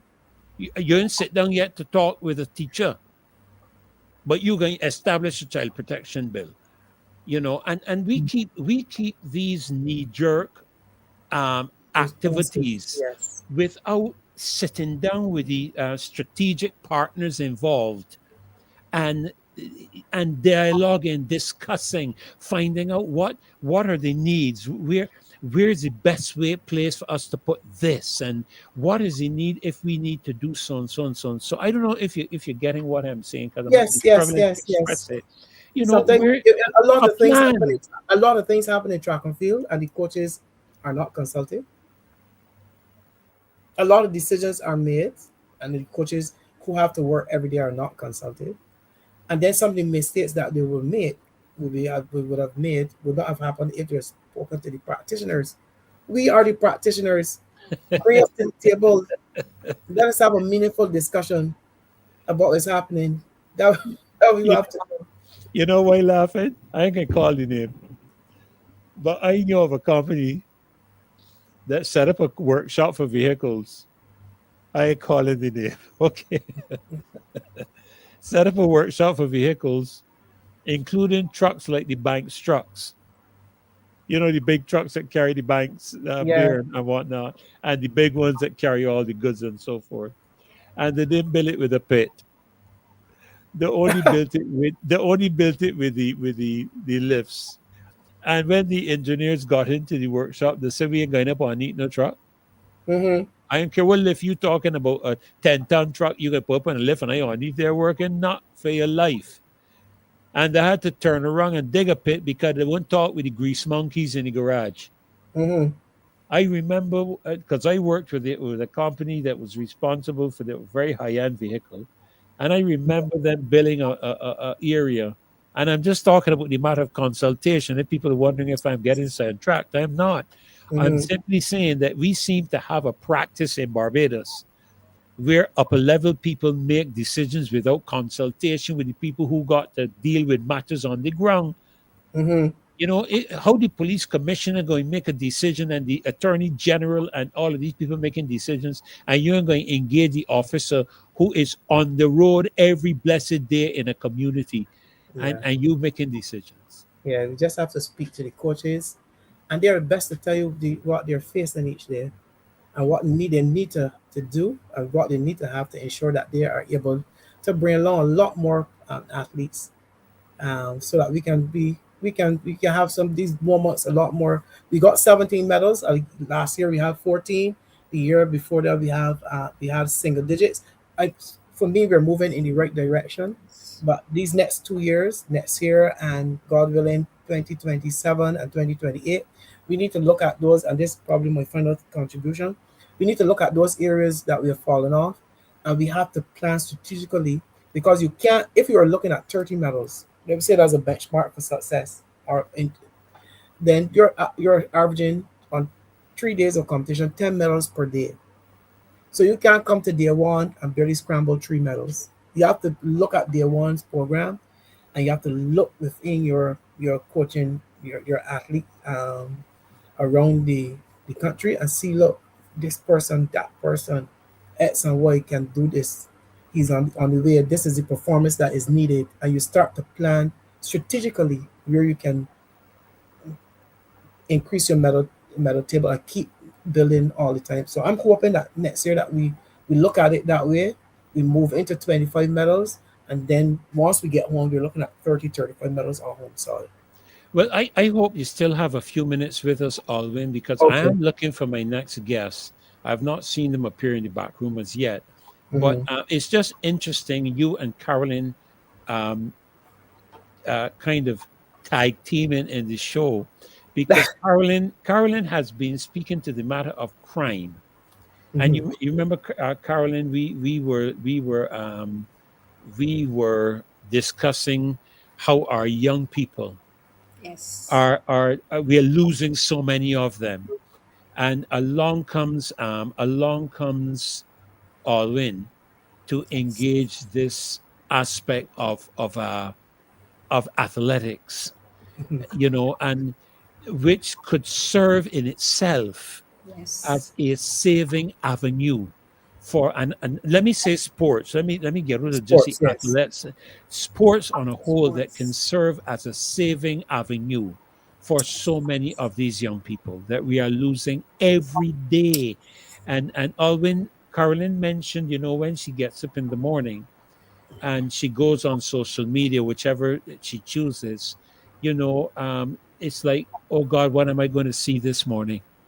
And if you don't see anything, it's almost like, oh well, praise the Lord, thank God. And then you see this another young man that Yes. we have It's lost. it's So heartbreaking. it is heartbreaking.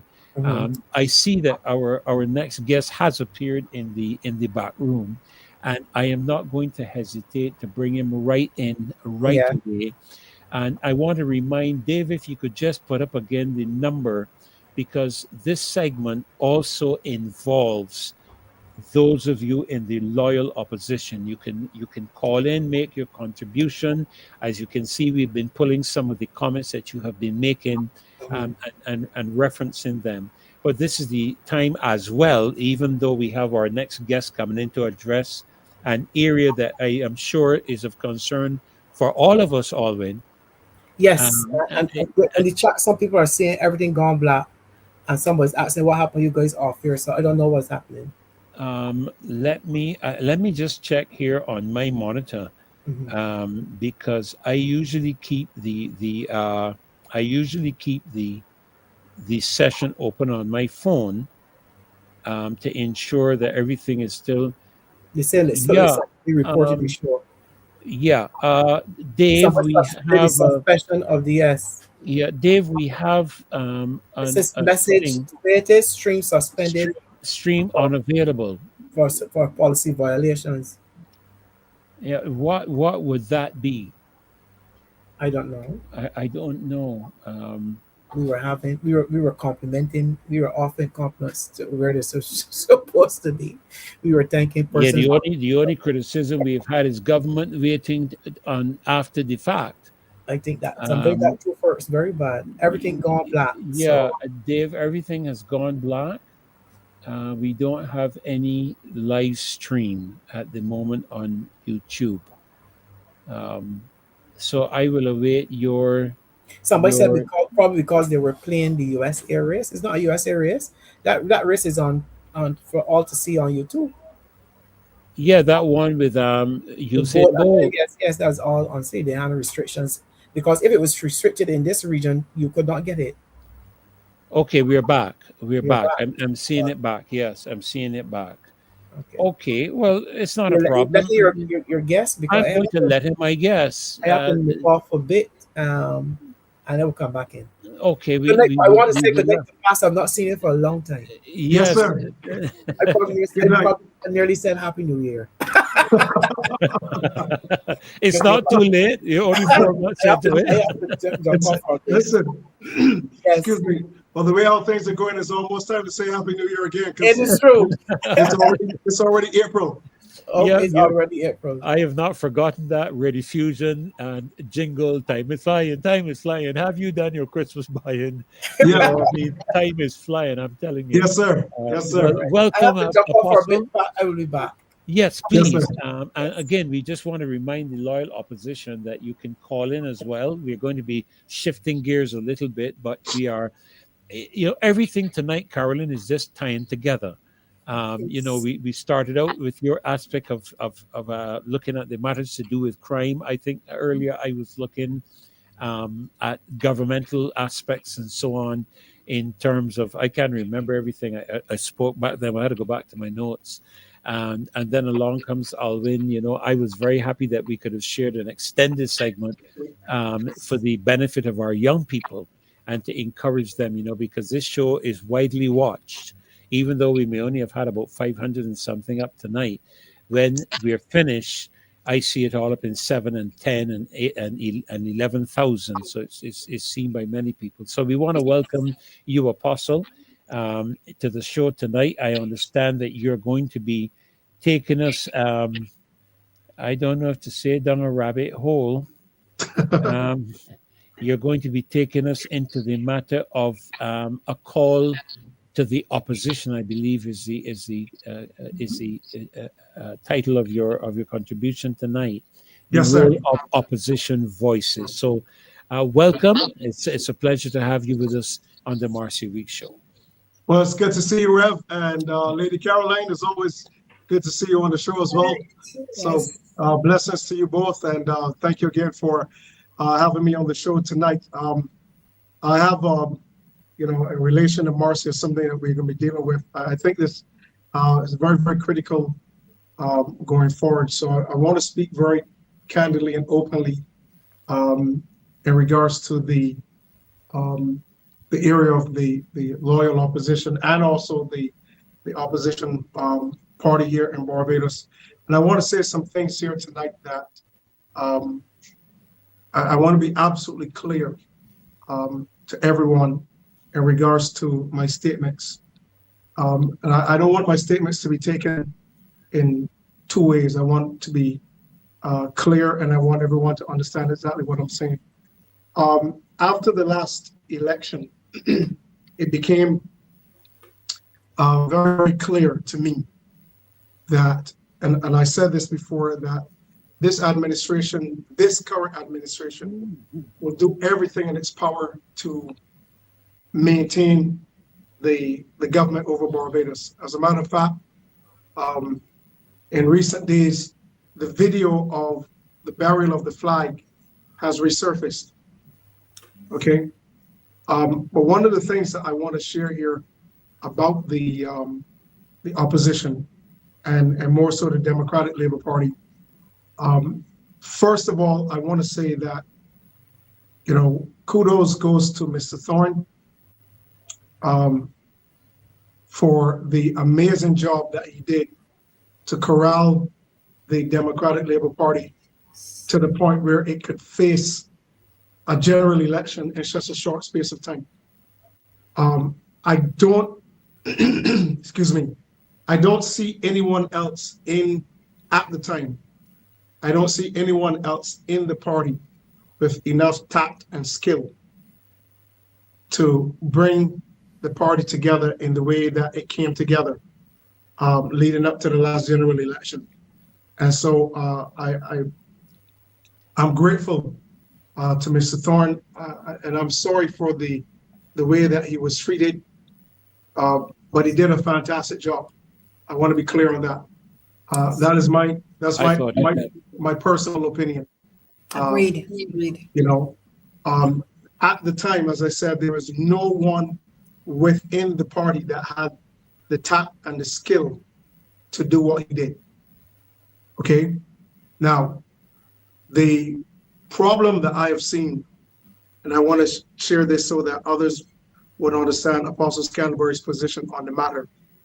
The mere fact that Mr. Thorne was not allowed to vote in his constituency tells us that there was some surreptitious activity going on in the EBC. And I think I mentioned on the show back in October of last year that the Electoral and Boundaries Commission needed to be investigated. And that not being done led to the quick call for the election. And we saw that the reality was another election that was stolen from the people. What I want to say here to the Democratic Labour Party is the time of following a system of hierarchy, that season is pretty much over. Okay. They have enough young men in the party right now. And I'm not saying that this should be based on the fact that Senator Walters, and I want to say what I need to say about this going forward. And Rev, you know, I'm the kind of person I believe in loyalty. Okay, and I'm going to say this because the mere fact that, according to the letter that was circulated from the Democratic Labour Party, that was responded to by the president, there's no way, as a subordinate to my leader, that I would have allowed the president of Barbados to treat my leader like that, and I take a position from him. Agreed. I would have never allowed that. Okay, I think it was a bad move to help show the public that there is still some dissension within the party. But I'm going to tell you right now, to see the president under this administration, who is a former member of the party, who is and was a former minister within the party, who is now the president, treat my leader like that, and I'm going to still accept a position from him, I personally would have said, no, you can keep that. Okay. Now, here's the point that I want to make. You're claiming that you had sleepless nights over choosing an independent candidate. Rubbish. But you didn't have sleepless nights over a person who lied to the people of Barbados about the readiness of the electoral list in Barbados. You didn't lose any sleepless nights over making him a senator. But you lost sleepless nights over choosing an independent candidate for a senator. Something is wrong. Now, let me go ahead and continue what I'm saying here. They have enough young men. And I think the time for the Democratic Labour Party to turn and have an about face. They need two things at the moment.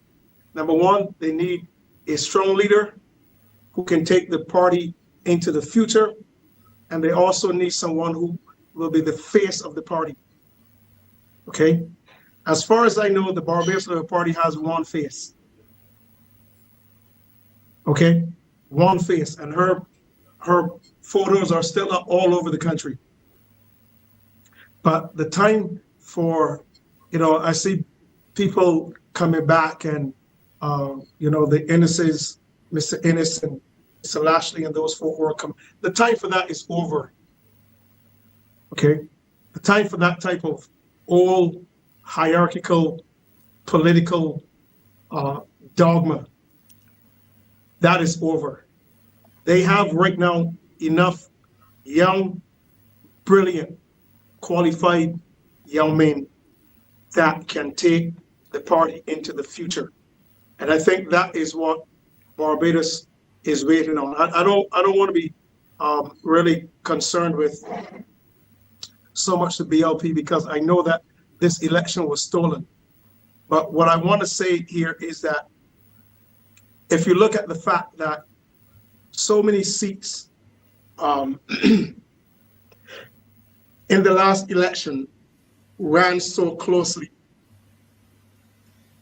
it tells us that the people in Barbados on many levels are ready for change. Okay, but we have an administration that is this administration that is strong financially, and they're willing to do whatever. We saw the videos with, our current prime minister in St. John, not her constituency. What is she doing up there? So we see the systems that are in place. Now, my advice to the Democratic Labour Party is to sit and make sure that your president going forward is a young man, and make sure that the face of the party is a young man. Okay? If we're looking at the youth, and we're looking at winning the youth, and we're looking at the reality of what is supposed to be a party going forward, you need someone that can, on all levels, that can compete, and a face that the public will get accustomed to, and one that the public will look at and that they can emulate, one that can be on many levels a connection point to the public of Barbados. So I think what has to happen right now is that they have to move away from the old system of, oh, I was here before, and I was there. No, they have to move away from that. That system of politics in Barbados is pretty much over. I think the people understand more and more every year that we have an election. The numbers are dropping in terms of the voter turnout. The people are making a statement by not voting that they do not want this administration. And I think the Democratic Labour Party must capitalize on that. And this is a very critical element. I'm sure my own views, but as I said, I think they have enough young, skillful young men that are there. Corey Greenwich, you have Simon Clark, you have my cousin, Ian Griffith. I mean, they have credible individuals that they can put in place to move the party forward. And I think if they can begin to do that, they'll become more credible to the public. And I think the public will then be able to connect with them on a higher level and on a better level. So what I want to make sure, if some of them are hearing, are listening to the show tonight, the time for moving away from this old guard, old dog system to a more broad-based, a more vibrant, a more elaborate structure that can actually connect with the people of Barbados on a higher level is necessary for the party going forward. And that's the few comments that I want to make here at this time. I don't want to say too much, but you're willing to ask me anything about what I've said, but that is my position in terms of what I believe the Democratic Labour Party should be going, because we do have a loyal opposition. We do have individuals that have demonstrated that they are loyal to this party, and they know that Barbados is in need of change. And we want to make sure that we have a political future that is not taken away from us because we have a system that is in place, a network that you can see, a network of the right connections on the world, the right connections at the EBC, the right connections, everywhere. And this is why, and I'll tell you this, spoke to one of the candidates, and he told me that in his constituency, a week before the elections, over 1,000 votes were added to this. Okay. And he told me that a couple from St. Michael called his office and told him that they voted they voted in his constituency. Okay. Couple from St. Michael called the office and said, we came down and voted for you. They never voted in that constituency. They always voted in St. Michael. But when they got their circular, it told them they were picked to vote in that constituency. So again, what we have to understand, another stolen election, and it's critical now for the Democratic Labour Party to readjust, reformat, and begin to present themselves to the public now on a higher front. And I think if that is done, they can make serious inroads into the public and pretty much put pressure on the Barbados Labour Party, whose population is reeling at the moment. That's what I have to say, Rev. Well, Apostle, let me begin by saying this. I think one of the things that I heard them mention in terms of their new strategy, I think is a good one, and that is greater consultation with the people. I think that is a very important step that is not something we have seen in the past. And I think they should engage that now and not wait until elections are called, because on the basis of the practice of this administration, I don't think we're going to see 2031, is that right? 6 and 5, 11. I don't think we're going to see 2031 as the election year. Not on the basis of the practice of this administration. This administration has not let one single election cycle run its course. And I don't expect, on the basis of international involvement, which is prevalent in this country, that they are going to see this cycle through. So I think they should start now. One of the things I've always felt as well is that while many of them may not have been involved, I think a national apology from the party for its previous operations, however that may be determined, should have been forthcoming, where I think the people would have said, okay, good, at least you admitted, wherever your failing was, because I think that's an important component for them. And move forward. Right. Put that behind you, move forward with your new faces. But I believe most importantly is that dialogue with the people, where because that's a shift that will occur in the political system in Barbados. We don't see, the only time you see the government engaging people is after they have made a decision so that they can say they have had consultations. The cybercrime bill is a classic. When I got to Washington, we went to Washington because the government had decided on the cybercrime bill without consultation. They had one or two people come in. I was one of the persons who made a presentation to them. But the broad base of representation in Barbados was not sought. it hasn't been sought enough either with regards to our constitution. Up to now, we still have 4 years later, if my mind serves me correctly, we still have no constitution. I think we have a caller. I believe that is a caller we have on the line. Good evening. Welcome to the Marcy Week Show. I believe this is a Hello, can caller. I? Hello, Yes. Good evening. Welcome. Welcome to the Marcy Week Show. Go right ahead. hello. Yes, Is go it ahead. hearing? Yes, we're hearing you. We're hearing you. You don't listen to your device. Don't listen to your device. We are hearing you.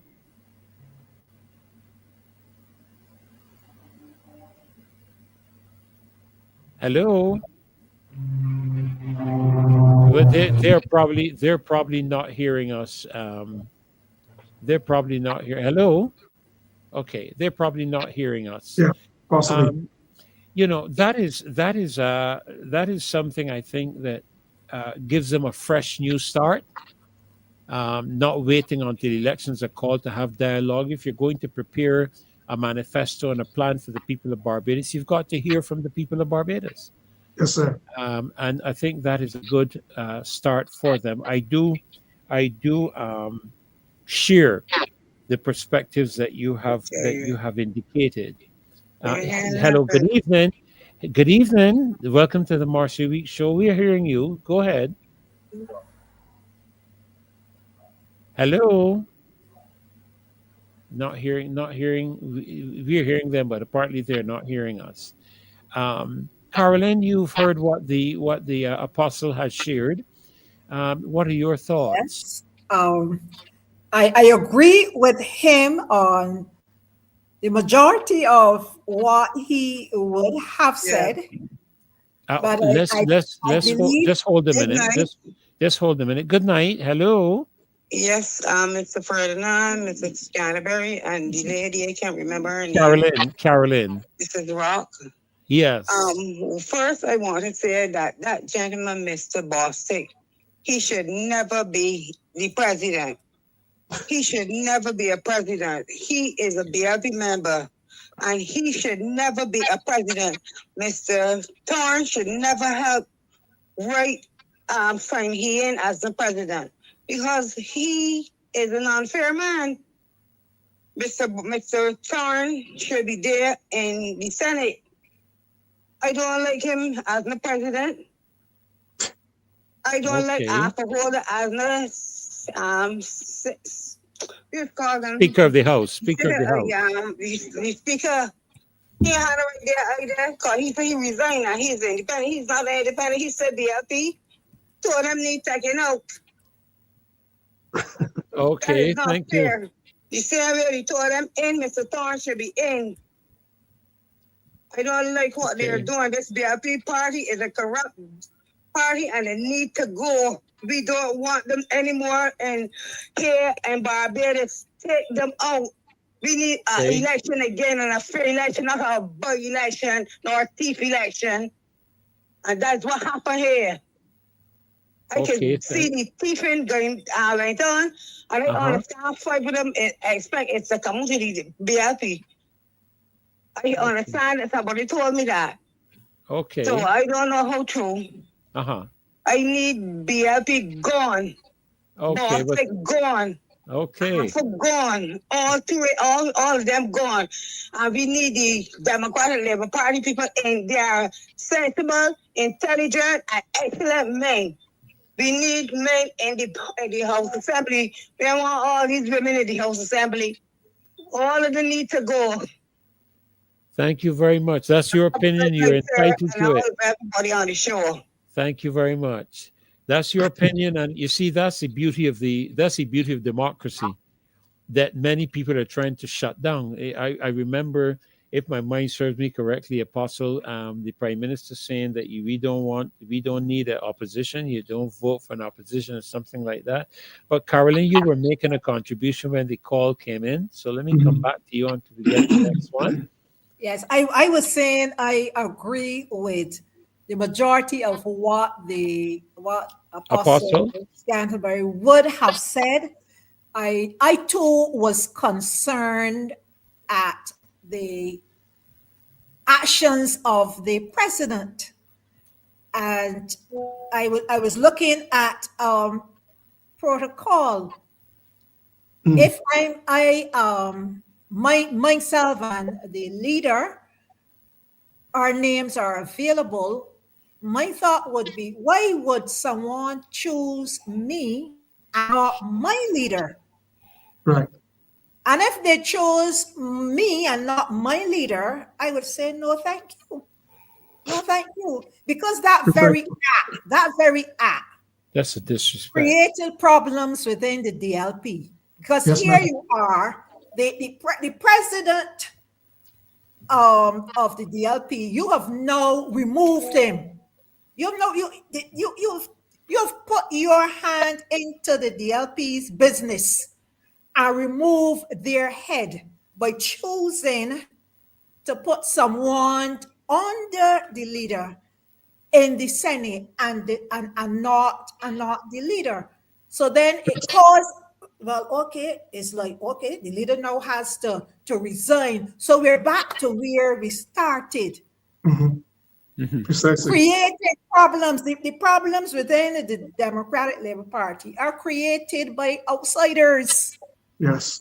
And we see it consistently. Created by outsiders. They meddle in the affair of the Democratic Labour Party consistently. When it's not going and pulling some of their persons and encouraging them and bribing them to come over, encouraging them, let me say that, to come over. They do everything within their power to destroy the structure of the Democratic Labour Party. And then you would find that they will get on social media and laugh about it and make fun and make it and make a big statement. The media makes a and they're laughing and, there's problems within the Democratic Labour Party. But who created the problems? Who created the problems? Mr. Thorne did a great job in bringing the party back together, having a good mixture of persons, putting them out there, facing the election, and things were going well. I mean, with any group, you would always have some internal conflict. I'm sure the BLP have their internal conflict. Oh yes, they do. I can confirm that. Jesus had 12 disciples, and he had a traitor He had internal conflict too. Exactly. He had internal conflict. Exactly. So any team will have internal conflict, and anybody that believes anything different, something is wrong with them. So all of a sudden, everything that happens in the DLP is a big issue. Social media, the media, everybody is on it. It's almost like if this is a plan. We have to keep them divided. We have to make sure they don't get on their feet. We have to come together and ensure that these people are out there in the wilderness all the time. But I will say the time will come. The time will come when they cannot interfere. In fact, you can do as you like, but not as long as you like. And I would always say that. I agree that, yes, we may have the young persons and we will work with them. I also think that we need the older persons to be there supporting and developing the younger ones. I think that is important. Patrick is saying there, Caroline, the oldsters in the DLP can work in the background with the youngsters. Yes, pretty much. Pretty much. And there are still some of the older ones that I think might still be relevant for the forefront. Not all. I don't think you need all young people up there, young, inexperienced people there. I think you need to have some of the older ones there as being supportive, to develop, actually sitting there with them. I believe in having,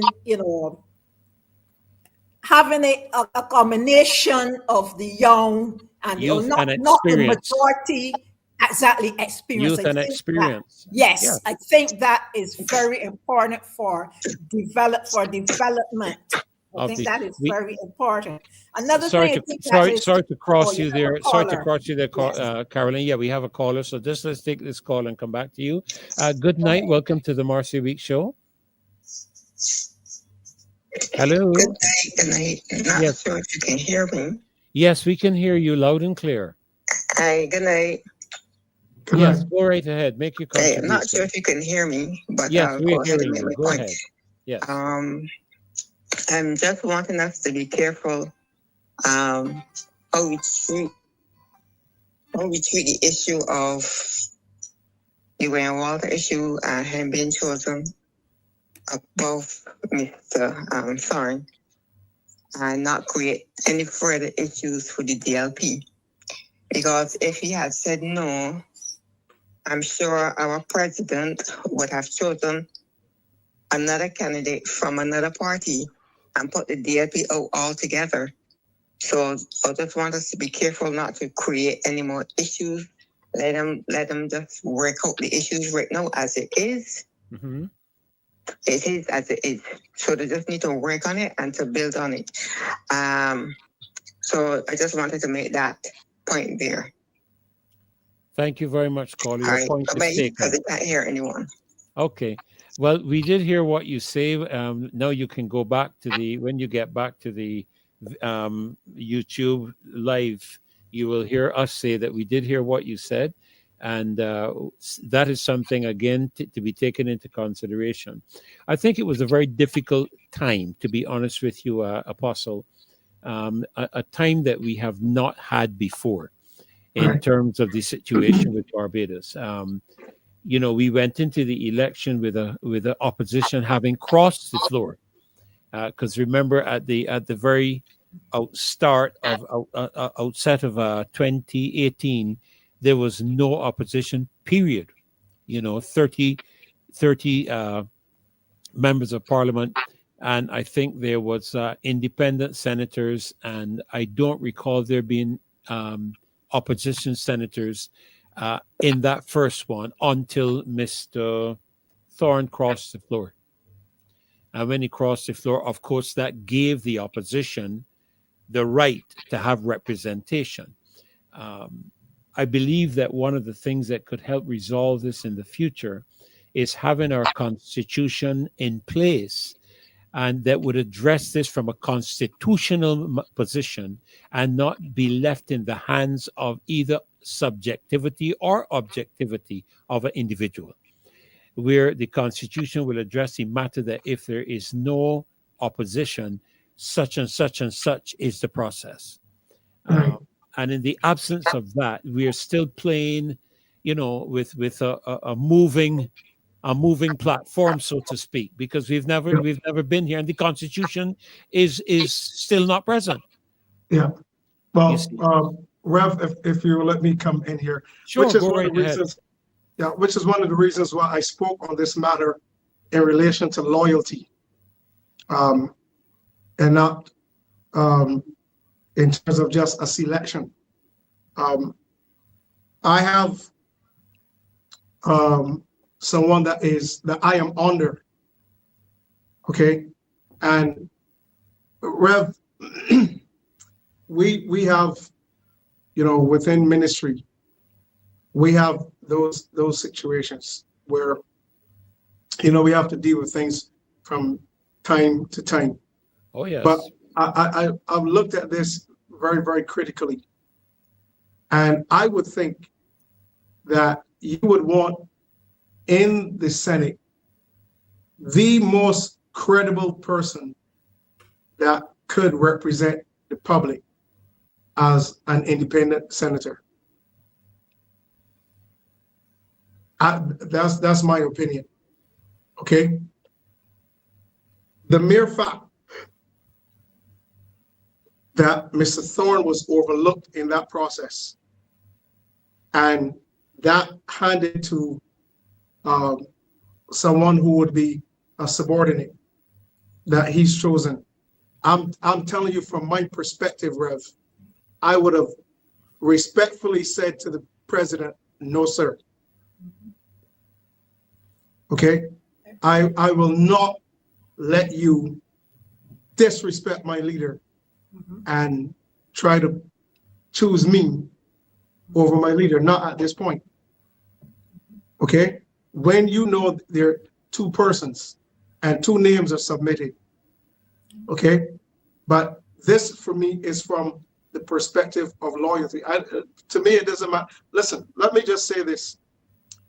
I've had the opportunity in traveling, and there are a lot of things that I've heard people say. There are things that I have engaged individuals to have them respond. And I'm going to say this. They said, I had one conversation while I was in New York. Okay? And I had this conversation with a drug dealer while I was in New York. He said to me, let me tell you why anything that is illegal works better than anything else. He said loyalty. He said we can bet all of our people to be loyal from the highest to the lowest level. And I'm going to tell you right now, it does not matter who takes what, who gets what. If you have proven that you're not loyal, that's going to cascade. That's going to continue to follow you. And it's going to show that later on, it's not just so much a matter of the party, but it's going to be a matter of you. So I'm speaking this from the perspective of the area of loyalty. Okay. Now I had one when I was campaigning in 2 elections. Just hold your thought there, Apostle. We have another caller. Just hold your thought. You had in 2 elections. Remember the thought, okay? Yes, sir. You're not as senior as I am, so you should have a great memory. Good evening. Good evening. Good evening. Welcome to, okay, they seem to have lost them. Oh, here they are again. Good evening. Good Welcome to the Marcia Week. Good night. Good night. Yes. Good evening to everyone. Yes. Yeah, hello? Yeah, could you turn off your device that you're me? listening to, please? Could you turn off the device you're listening to? Yeah. I want to speak on... Yeah, you need to turn off the device in your background, please, sir. Yeah. Good night. Okay, thank you. Go right ahead. You hear me? Yes, we're hearing you loud and clear. Are you hearing me? Yes, we're hearing you. Yeah, I want to speak on some serious topics, especially like what happened to Ralph Thorne. This is a norm with the Barbados Labour Party. Mm-hmm. This happened during the times of Albar and Bradley Adams. Albar was a member also of the Barbados Labour Party. And it created a whole havoc when Albar started the Democratic Labour Party. This isn't nothing new. The Barbados Labour Party always seemed to cut off the heads of intelligent people who come to represent the people of Barbados. If we look back into the elections, we will see that they never commanded a majority of the people in the country since our time. When you win the election with 30 point something percentage of the votes, that says something. And it's strange that you would win all the seats with that amount.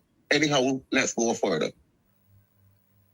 What happened to Mr. Thorne was a clear signal of the Barbados Labour Party convening to destroy the Democratic Labour Party, because if they can't beat them at the poll, they have to also get rid of them. That is why they choose the president to give the other lady a seat. Isn't people seeing what's going on? This is a calculated happening. Yes. Yes. You can't beat the Democratic Labour Party at no stage. Even when they say that you win all the seats, you're winning with 30%. People forget the days of the Three Blind Mice, when the Barbados Labour Party was at its hardest, and they got beat 27-3. Mm-hmm. Up to now, the Democratic Labour Party convenes the majority of the people. People is believing that the people are not voting. We got to wake up and see what's going on. One of the people who came in on the observer mission said to the people of Barbados, why do we have to take around the boxes to declare someone and to count them? Why can't they be declared from the same place as normal? You count them at the constituency, and then you declare the winner from the constituency by the returning officer. Pretty much. Strange things. If it can't be the man, clearly, you beat him however you can. And one of the ways to beat him is to get rid of the stalwarts. And the most important part, so that you can be actually choosing for them who you want to represent them. Can't we see that? Look, the gentleman that's supposed to be holding the speaker is a Barbados Labour Party stalwart. The gentleman that holds the president is a Barbados Labour Party stalwart. All the people selected in the Senate actually was selected. How come Mr. Thorne of all people, nobody, the president don't want? You're saying to me in Barbados that we are not to have anything good? I can call about 4 people that were selected that you can actually throw them down together. So how do we want Mr. Thorne? We are not entitled to good things. We got to get up and choose for ourselves that we want good things, not what people give to us.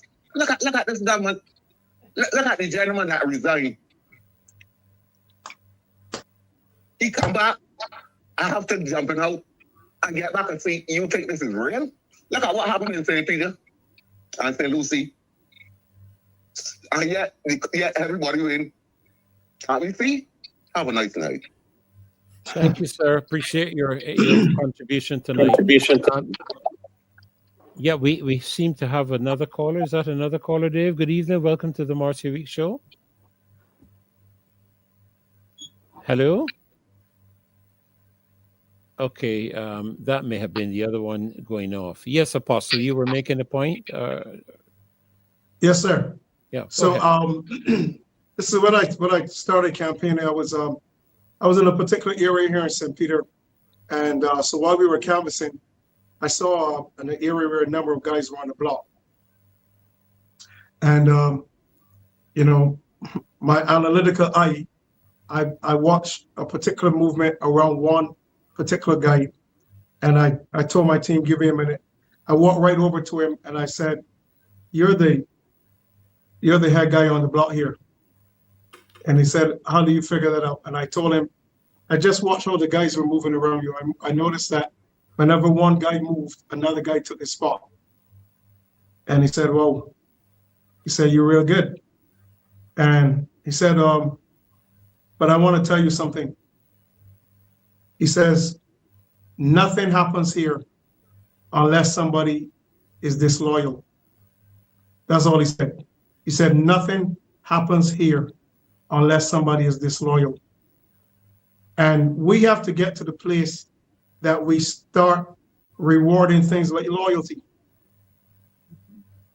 Okay? We have to get to that place where people are rewarded based on the things that matter.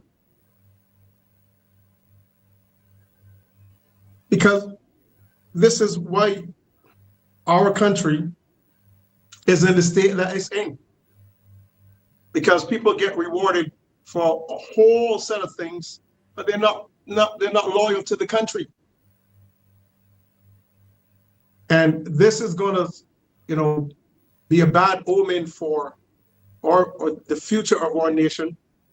When it finally comes out, whether 2 years or so from now, a year or so, how this administration has stolen the government, stolen elections.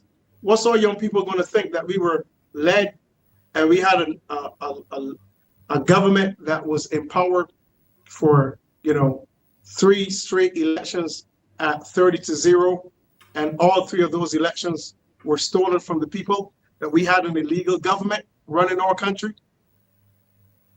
Is that the type of mindset that our young people are supposed to grow up with?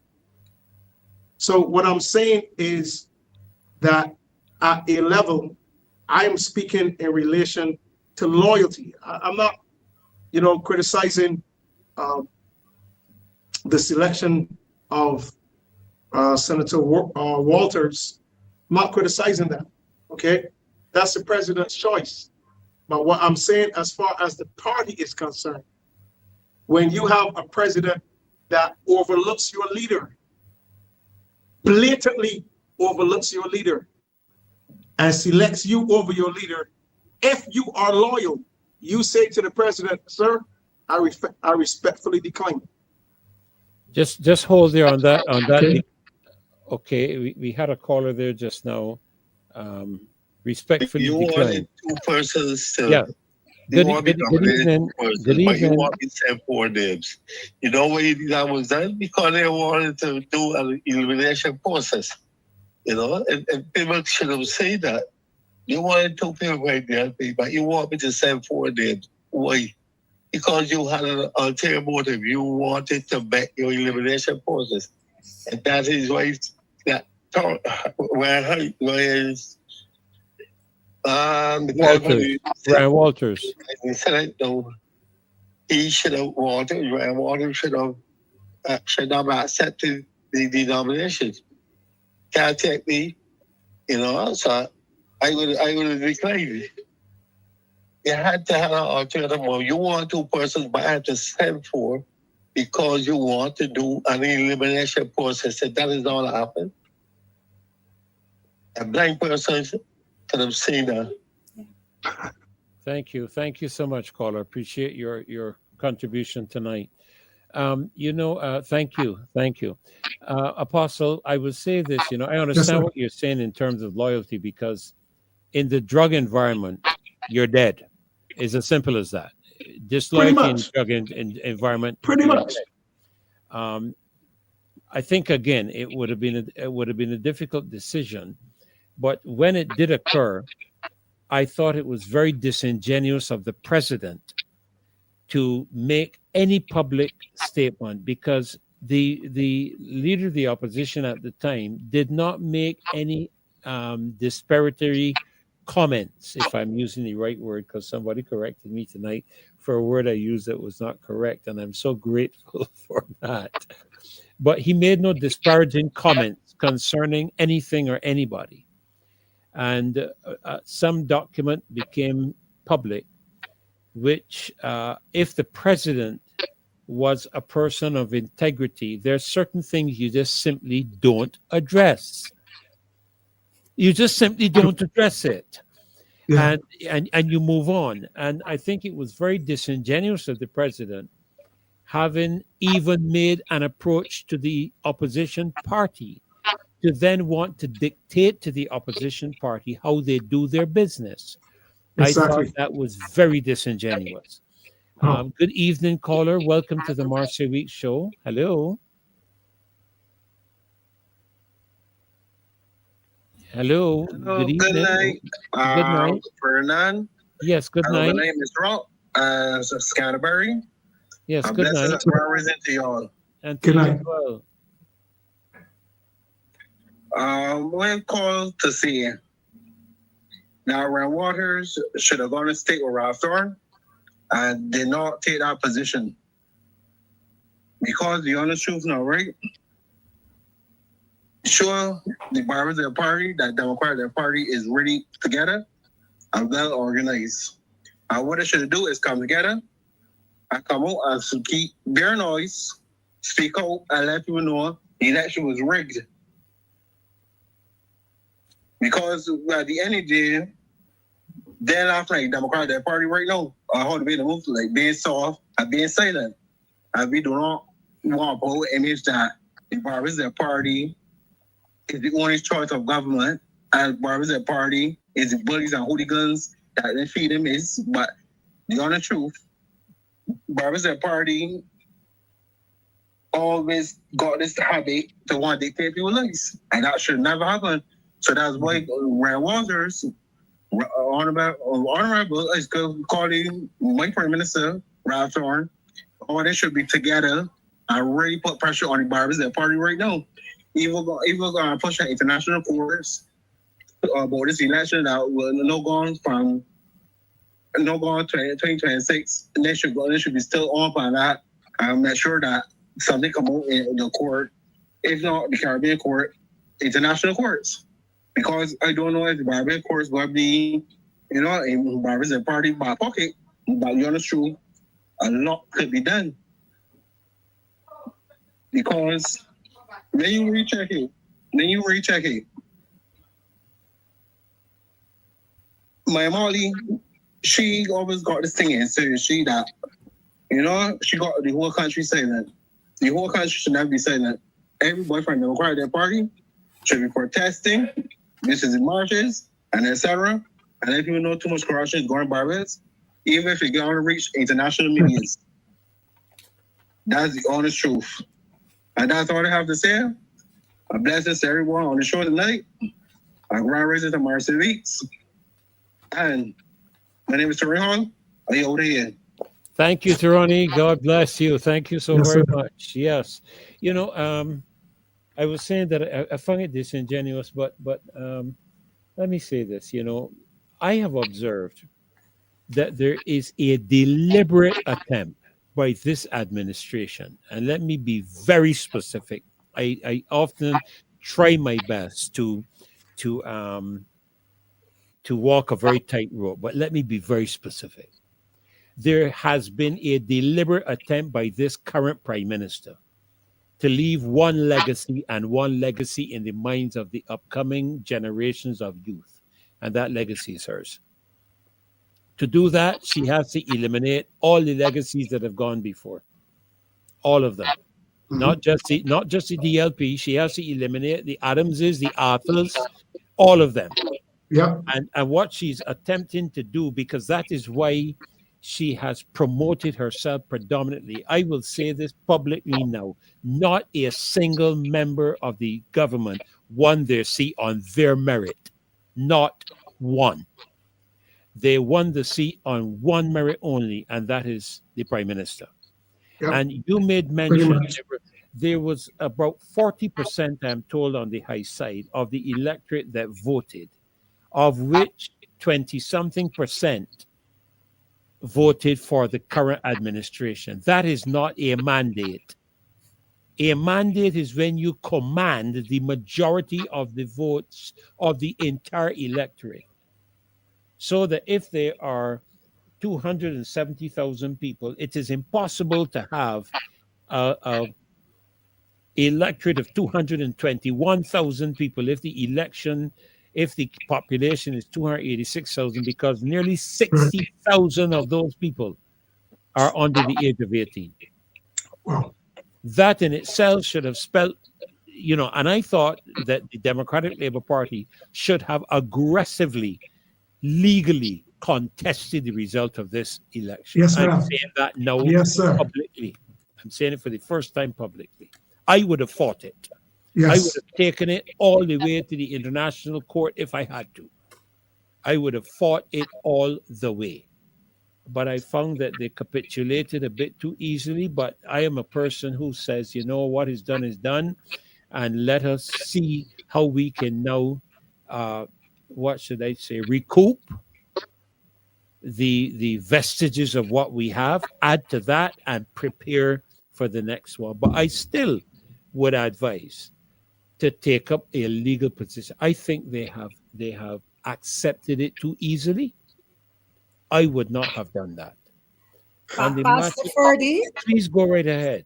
Pastor Ferdy, yeah, the key person that probably would have taken up that stance, they ensured he was removed. I would have taken it up anyhow, removed or not. I can tell you that now. He's still a member. If I was in his shoes, I don't care what position. There's power and there's authority. When you want to take a stance like that, you need to have both. Yeah, but he had both. It wasn't for the president to decide that for the Democratic Labour Party. The president does not have the moral right, nor the legal right to determine that for the Democratic Right, Labour but Party. the leader and the president of the Democratic Labour Party would have had to be the person to have done that, and they ensured that there was no leader and president. But then what they needed to do was all of them come together. Every man As- jack come together exactly. and say, boy, listen, it ain't working. Yes. It ain't working. Come together. If that is a loyalty aspect that the apostle is speaking of, I would Yes. firmly support that perspective. Thank you, Dave. I would firmly support that perspective. I would say this, apostle, that Yes, sir. I believe in terms of going forward, that there is a need.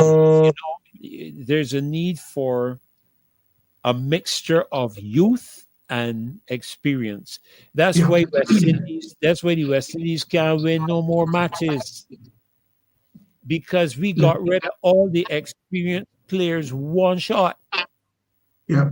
If we had kept some of the Clive Lloyds and some of the, and not, I mean, I can only call the names I know. Okay, so don't hold it. If we had kept some of the Clive Lloyds and some of the Malcolm Marshalls and, a few of them who could be in there to help mentor, if that's the word I can use, the younger ones as they come in, so we can maintain the lead and the victory that we have always been used to, I think the West Indies team would be a formidable team today. But we got rid of all of them one shot.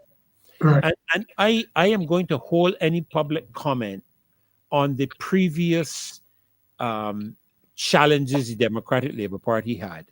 I have my own opinion on the matter, but I don't want to cast the fox in the midst of the vine. But I will say that the Barbados Labour Party is good at keeping its dirty linen in-house. Yeah, pretty much. They are very good at it. I can tell you that from experience. They are good at that.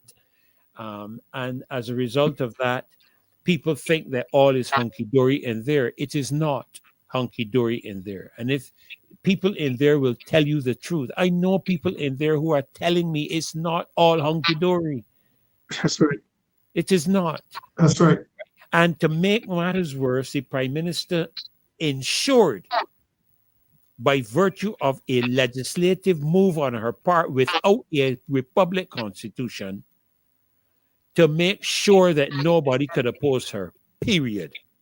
Pretty much. Okay? and that is why we entitled the show tonight, Barbadians Need to Stay Awake. Yes. And I have promoted the perspective. Listen, a lot of what we are seeing happening in Barbados is not homegrown. I keep saying this to people and they're not paying attention. It is brought in from outside. Why did the Chinese Communist Party meet with the Barbados Labour Party at Roebuck Street? That was not a government-to-government meeting. That was a party meeting.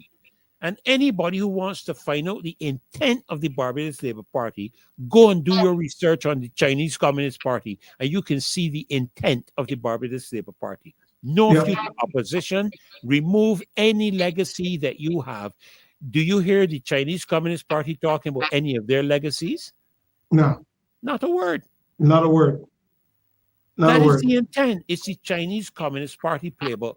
And I challenge anybody to challenge me on that.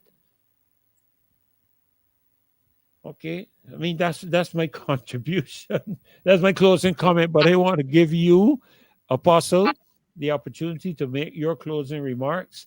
And I'm going to leave the lady first. I mean, the lady for last. If that's okay with you, Apostle. I know normally the ladies go first. It's quite all right, sir. Quite all right. We're going to leave the lady for last because we keep the best for last. Yeah. Okay. Well, listen, you're the preacher. You're the preacher, right? Oh, and I understand it. You know that at the wedding of Cana and Galilee, the Lord kept the best. Yeah. For the last. I understand it from that perspective, sir. Go right ahead. Go right ahead. I just want to reiterate what I said. And as I said, I don't want anyone to get me wrong. But You go back and look at two main things that showed me. This is one of the reasons why this last election I opted out. I saw the Guba Awards, and I saw when the Ashanti King came in to Barbados. Yes, yes. Okay. And I know that what that was about. Okay. Ashanti King comes in, diplomatic rules are in order, no baggage is searched. So whatever the Barbados Labour Party needs comes in, nothing is searched. Secondly, there is a Chinese naval ship in Barbados masquerading as a medical facility. As a medical facility.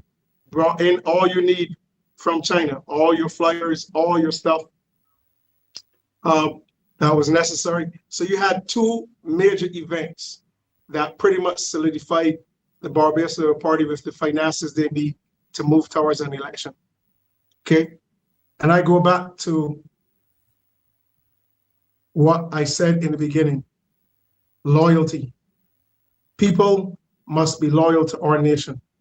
2019 in Ghana showed us that this administration, this leader is not loyal to Barbados, and obviously no one under her regime can be loyal to this country. That's my clear statement. That's my final words on tonight, sir. Thank you so very much, Apostle. Carolyn? My final words are these. They put a stone, they crucified Jesus, and they put a stone at the tomb to keep him in there. But the very thing that was meant to keep him in was rolled away. And Jesus came out victorious. In the same way, the legislation was made in Parliament to prevent people from leaving the party or from crossing the floor. That very legislation will ensure that there will be by-elections. They will leave by elections. They will leave by elections, and no one will be able to dispute anything. So the very thing that is meant to keep those people in their place is the very thing that is going to be used for persons to legally change this system. That's right. And it's going to be interesting what will happen after May. After the month of May. Let us watch and see what will happen. The very legislation that was used, the same legislation is going to be used. The same legislation that was used to keep them in is going to be the same legislation after the month of May 2026. That will be used to allow people to move out. And change will come in this country. That is Thank you so much, Caroline. And, you know, I always start my segments when I host with two things: the national anthem and the national pledge. And in that national pledge, it says, I pledge allegiance to my country, Barbados, and to my flag, to uphold and defend its honor, and by my living to do credit to my nation wherever I go. As a result of that, my loyalty lays to my country. I have said on more than one occasion, apart from Christ, who's the one I have loyalty to, and my family, who's the second group I have loyalty to. I have loyalty to my country and to my flag. Come And on. while I appreciate political parties, at no time should a political party take precedent over my country. At Come no on. time. And so I would stand with what is in the best interest of my country. And I thought that the actions of this administration on all fronts was not to Excuse the me. benefit of our nation. I Yeah. agree with the individual who spoke with regards to the speaker. The speaker cannot be an independent individual. You know, as a matter of fact, let me close by saying this. You know, my son said something to me that as soon as a person wins their seat for parliament, they should resign from the party they are in. Because in parliament, they do not represent a party, they represent a constituency. And they should leave the party until at such time as they have served their tenure in the parliament. Then you can go back out and join any party you want. But as long as you sit inside of that parliament, there is no such thing as a Democratic Labour Party government or a Barbados Labour Party government. There is a government of the people, by the people, for the people. 30 independent representatives sit in parliament today, not a political party. And the sooner we as Barbadians wake up to that reality, the better it will be for all of us. I want to thank you, Apostle, for being with us tonight. I want to thank ALWYN as well for a tremendous segment. We honored all of these young people that have done so well in Grenada. And of course, Carolyn, thank you for bringing your perspective on the matter of crime. We ain't done with that yet, you know. We ain't done with that yet. Let me tell you, I want you back. Apostle, I'd love to have you back. I know Marcia normally plans these things, but I'm putting out a appeal to her because we must address these matters if we are going to save our country. And of course, we could not have done this show without the loyal opposition. And we want to thank all of you that took the time to be with us tonight. We were up to a little over 100, over 550. We want to thank all of you for being here on the show with us tonight. And of course, we couldn't do this show without those in the background, and that would be Dave Weeks. Marcia's taking a break tonight. Nothing is wrong with her. Don't think her absence means that anything is wrong with her. But many of you know she's just completed 2 major events, I think, over the weekend, the Easter weekend. She's had a busy schedule with rehearsals and all of that. And that is why I'm filling in for her tonight. And it has been my honor to do so. And I thank you for allowing me, the loyal opposition, the privilege of doing that.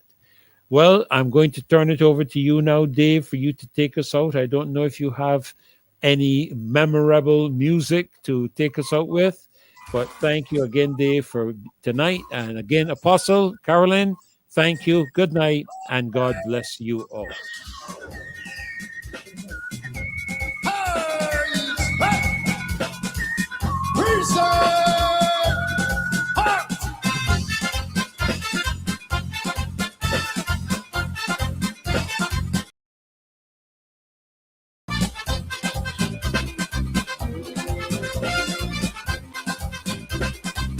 Too many guns in this town. Too many guns passing round. Too many guns in this town. Too many guns passing round. If every day you open the paper, all you read about is murder. And it is really sad, but the whole damn world going bad. Yes, this is our gun, now another gun. And they can shoot each other for fun. But when you men, kill the men, all that the name is live. Said I'm gonna be fun. Said I'm gonna throw me gun. Said I'm gonna take the chance. Cause the only gun I got is the gun inside me. This is our gun, now another gun. And they can shoot each other for fun. But when you men, kill the men, all that the name is live. Said I'm gonna be fun. He said I'm gonna draw me gun. He said I'm gonna take the chance. I got killed in federal hearts.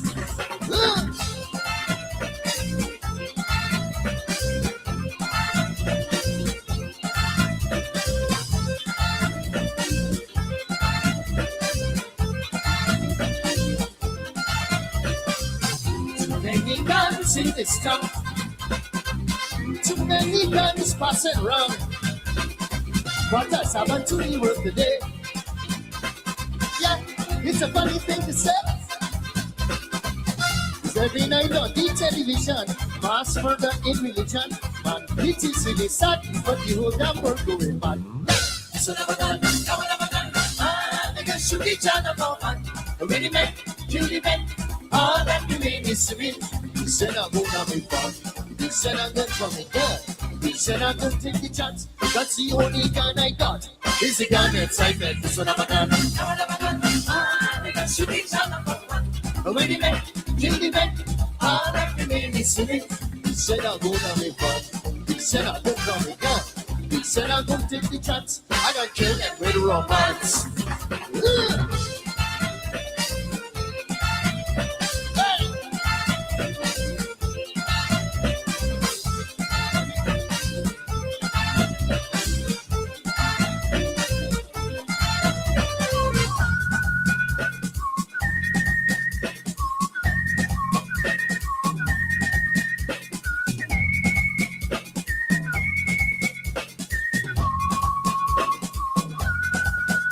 Wave your guns to the left, wave your guns to the right, wave your guns to the left, wave your guns to the right. Here we go. Left, right, left, right, left, right, left. To the time, to the time, to the time. Left, right, left, right, left, right, left, right, left, right, left, right, left, right. Stop the way, stop the way, stop the way, stop the way, stop the way, stop the way, stop the way. Too many guns in this town. Yeah, too many guns passing around. I want you to listen here to me. I want you to listen carefully. But if you want to shoot a brown, you want to say that you is not wrong, well, join me when you see, but leave the women to me. Yes, so never done, never done. Niggas shoot each other for fun. When you men, kill the men. All that remain is to me. He said I'm gonna be fun. He said I'm gonna draw me gun. He said I'm gonna take the chance. Cause the only gun I got is the gun inside me.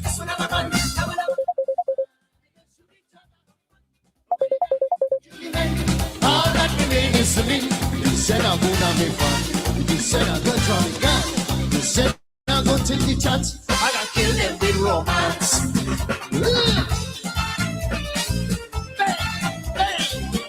Ho, ho, ho! Hey! Too many guns, run, run, run. Too many guns, run, run, run. Too many guns, too many, too many, too many, too many, too many, too many. Try your gun, try your gun, try your gun, try your gun, try your gun. Too many, too many, too many. Woo! Too many guns in this town.